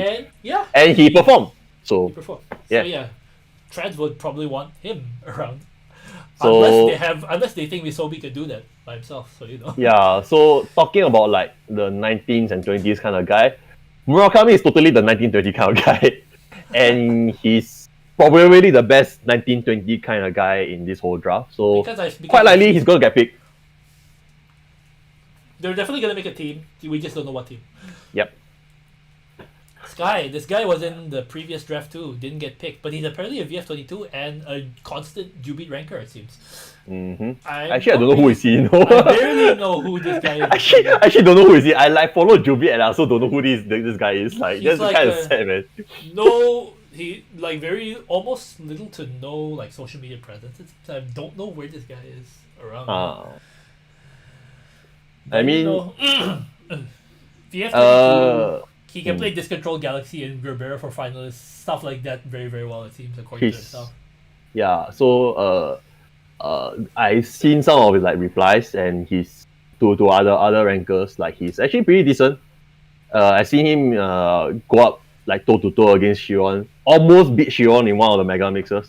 So definitely maybe it could be his chance this year. Maybe could be his chance, but I think the chances are looking slim. You do need to have like some, honestly speaking, to get drafted, you do need to have some like social media presence. You do need to show off like what you can do to get drafted. And I mean, I hope the best for him, but I think it might be unlikely that he gets drafted. Honestly, he really needs to up his social media. He's good. He's good though. Yeah. I will say he's good. And definitely good. Gets picked. I mean, VF22, man. You can't say VF22 not good, man. Richie, Emperor, KC champion. KC champion, APINA VRAMeS, but I would say he has a bit of a consistent problem. It's fine. I think he's still a first rounder, no issue. First rounder, no issues, definitely. APINA will likely keep him. APINA quite likely is gonna keep him. He's also like their hometown boy, because APINA operates in like the Nagano prefecture, and he's from there. very very likely that not only because he's the hometown boy, but he's also like one of the Mr. best players. Mr. He'll be Mr. He'll be Miss Sambo Texas, Mr. APINA. Yeah, Mr. APINA. Very very likely he's gonna be.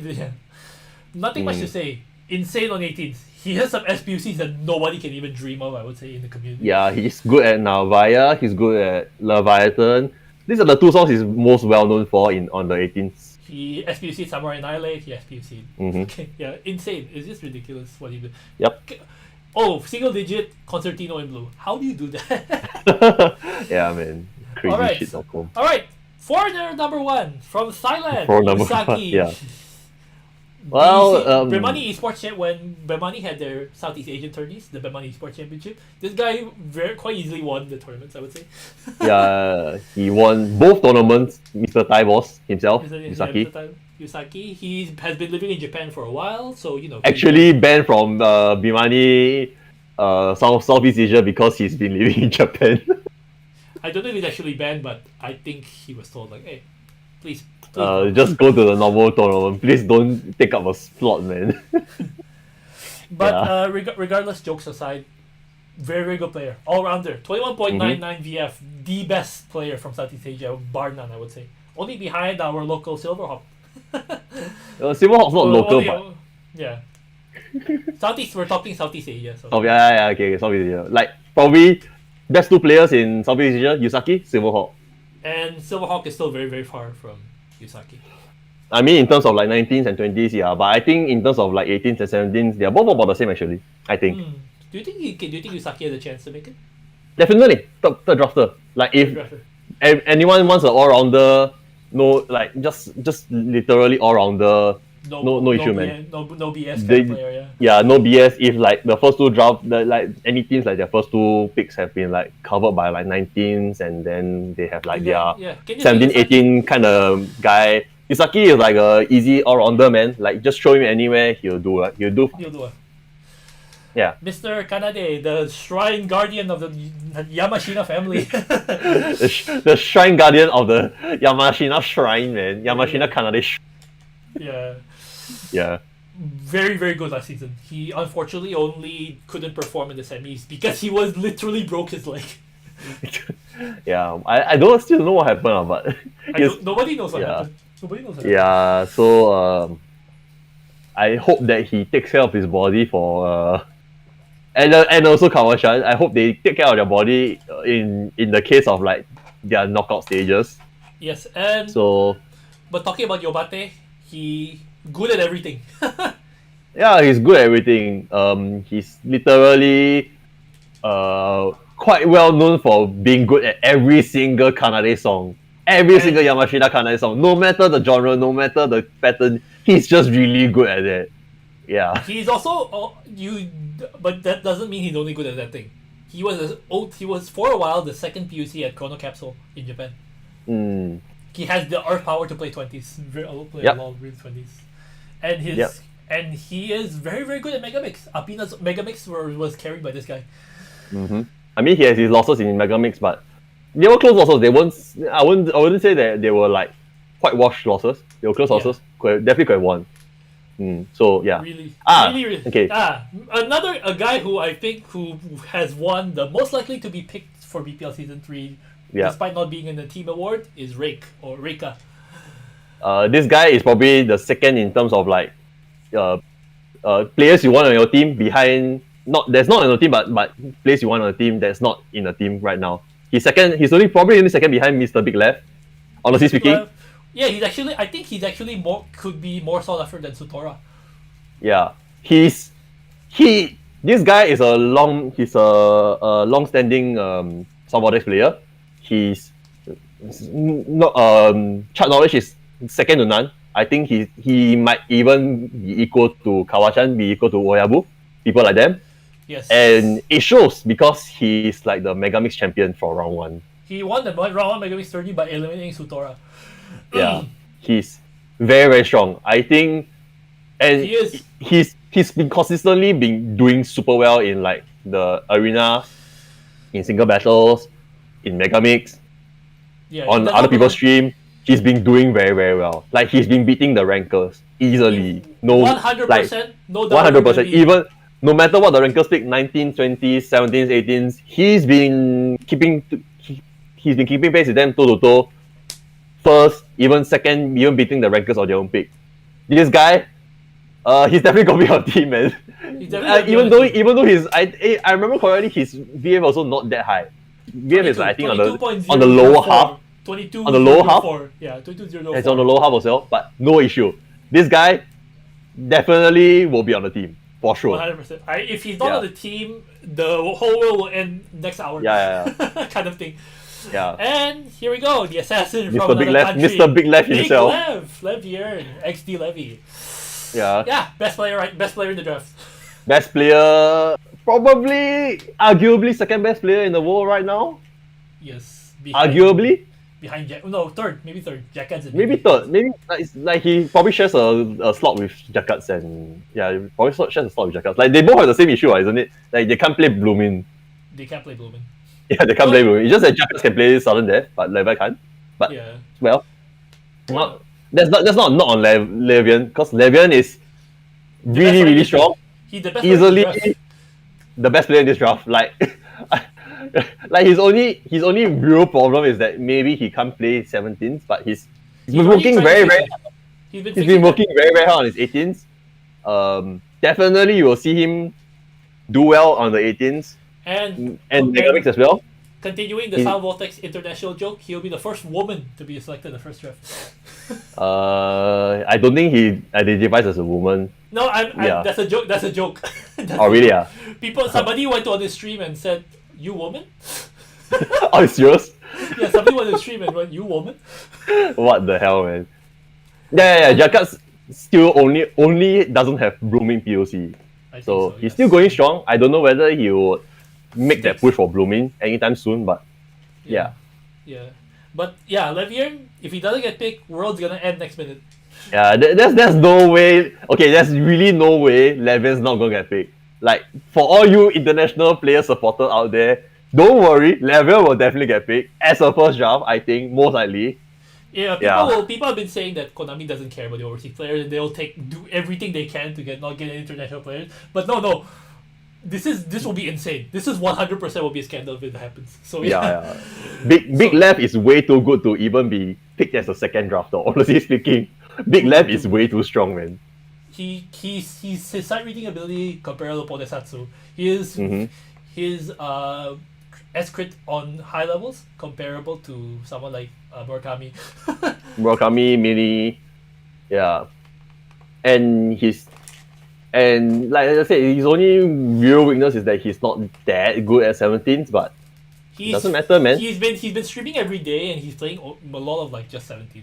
Like, he's been playing a lot. He's been playing a lot of 18s actually. Yeah, 18s. He's been working on 18s. Like he used to be like the 19-20 kind of guy, but he's working on his 18s now, and it shows. He's been SPUCing quite a lot of 18s these days. Grandeur, how did he get Grandeur?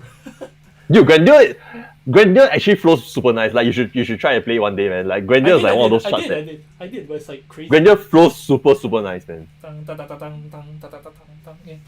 Yeah. But yeah.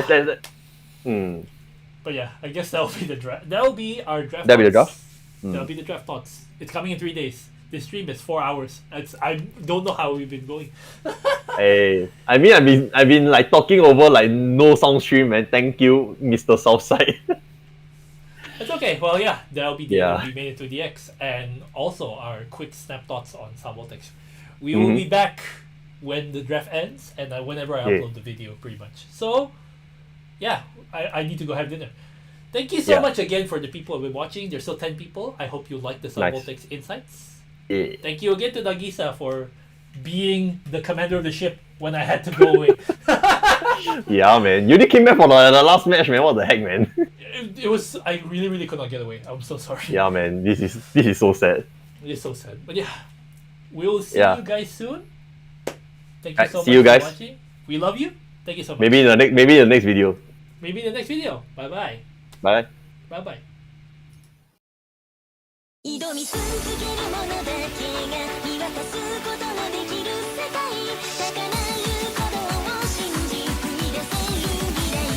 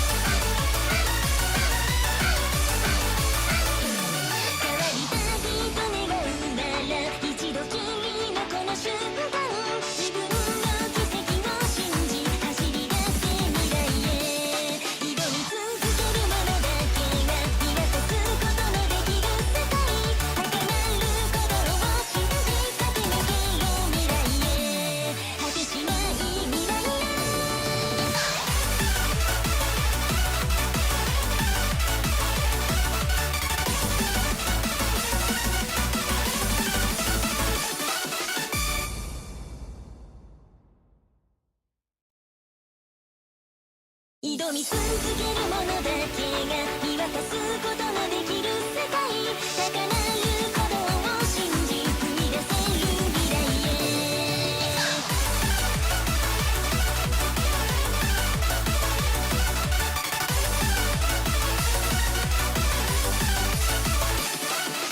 向かい風行く手阻んでも譲れない重ねられた心があるから幾度となくこらえた涙も終われない貫く覚悟の強さ投げられたダイスの確率なんてさめがない運命気さえも手を伸ばし掴み取れ恐れ知らぬ者だけが制することのできるゲーム白黒渦巻く世界前だけを見つめてためらわず振り返らず踏み出すだけまだ見ぬ空へうずいた感情すべてさらけ出せ今すぐ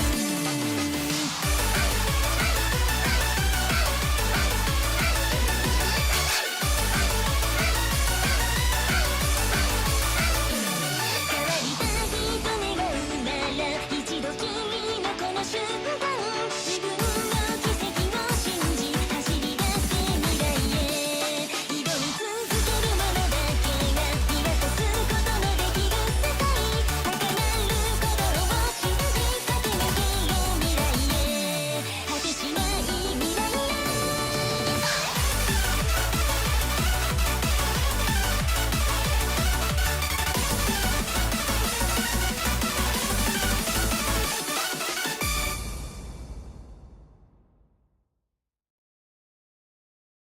挑み続ける者だけが見渡すことのできる世界高鳴る鼓動を信じ踏み出せる未来へ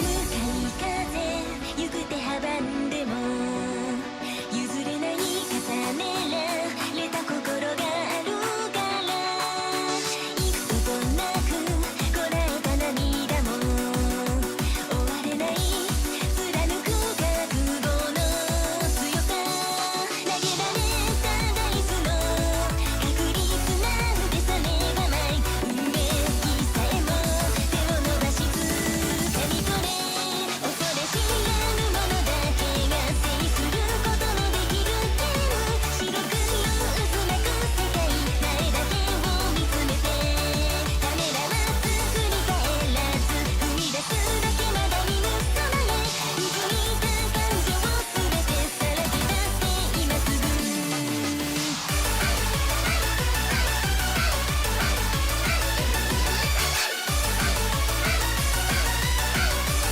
変わりたいと願うなら一度きりのこの瞬間自分の奇跡を信じ走り出せ未来へ挑み続ける者だけが見渡すことのできる世界高鳴る鼓動を信じ駆け抜けよう未来へ果てしない未来へ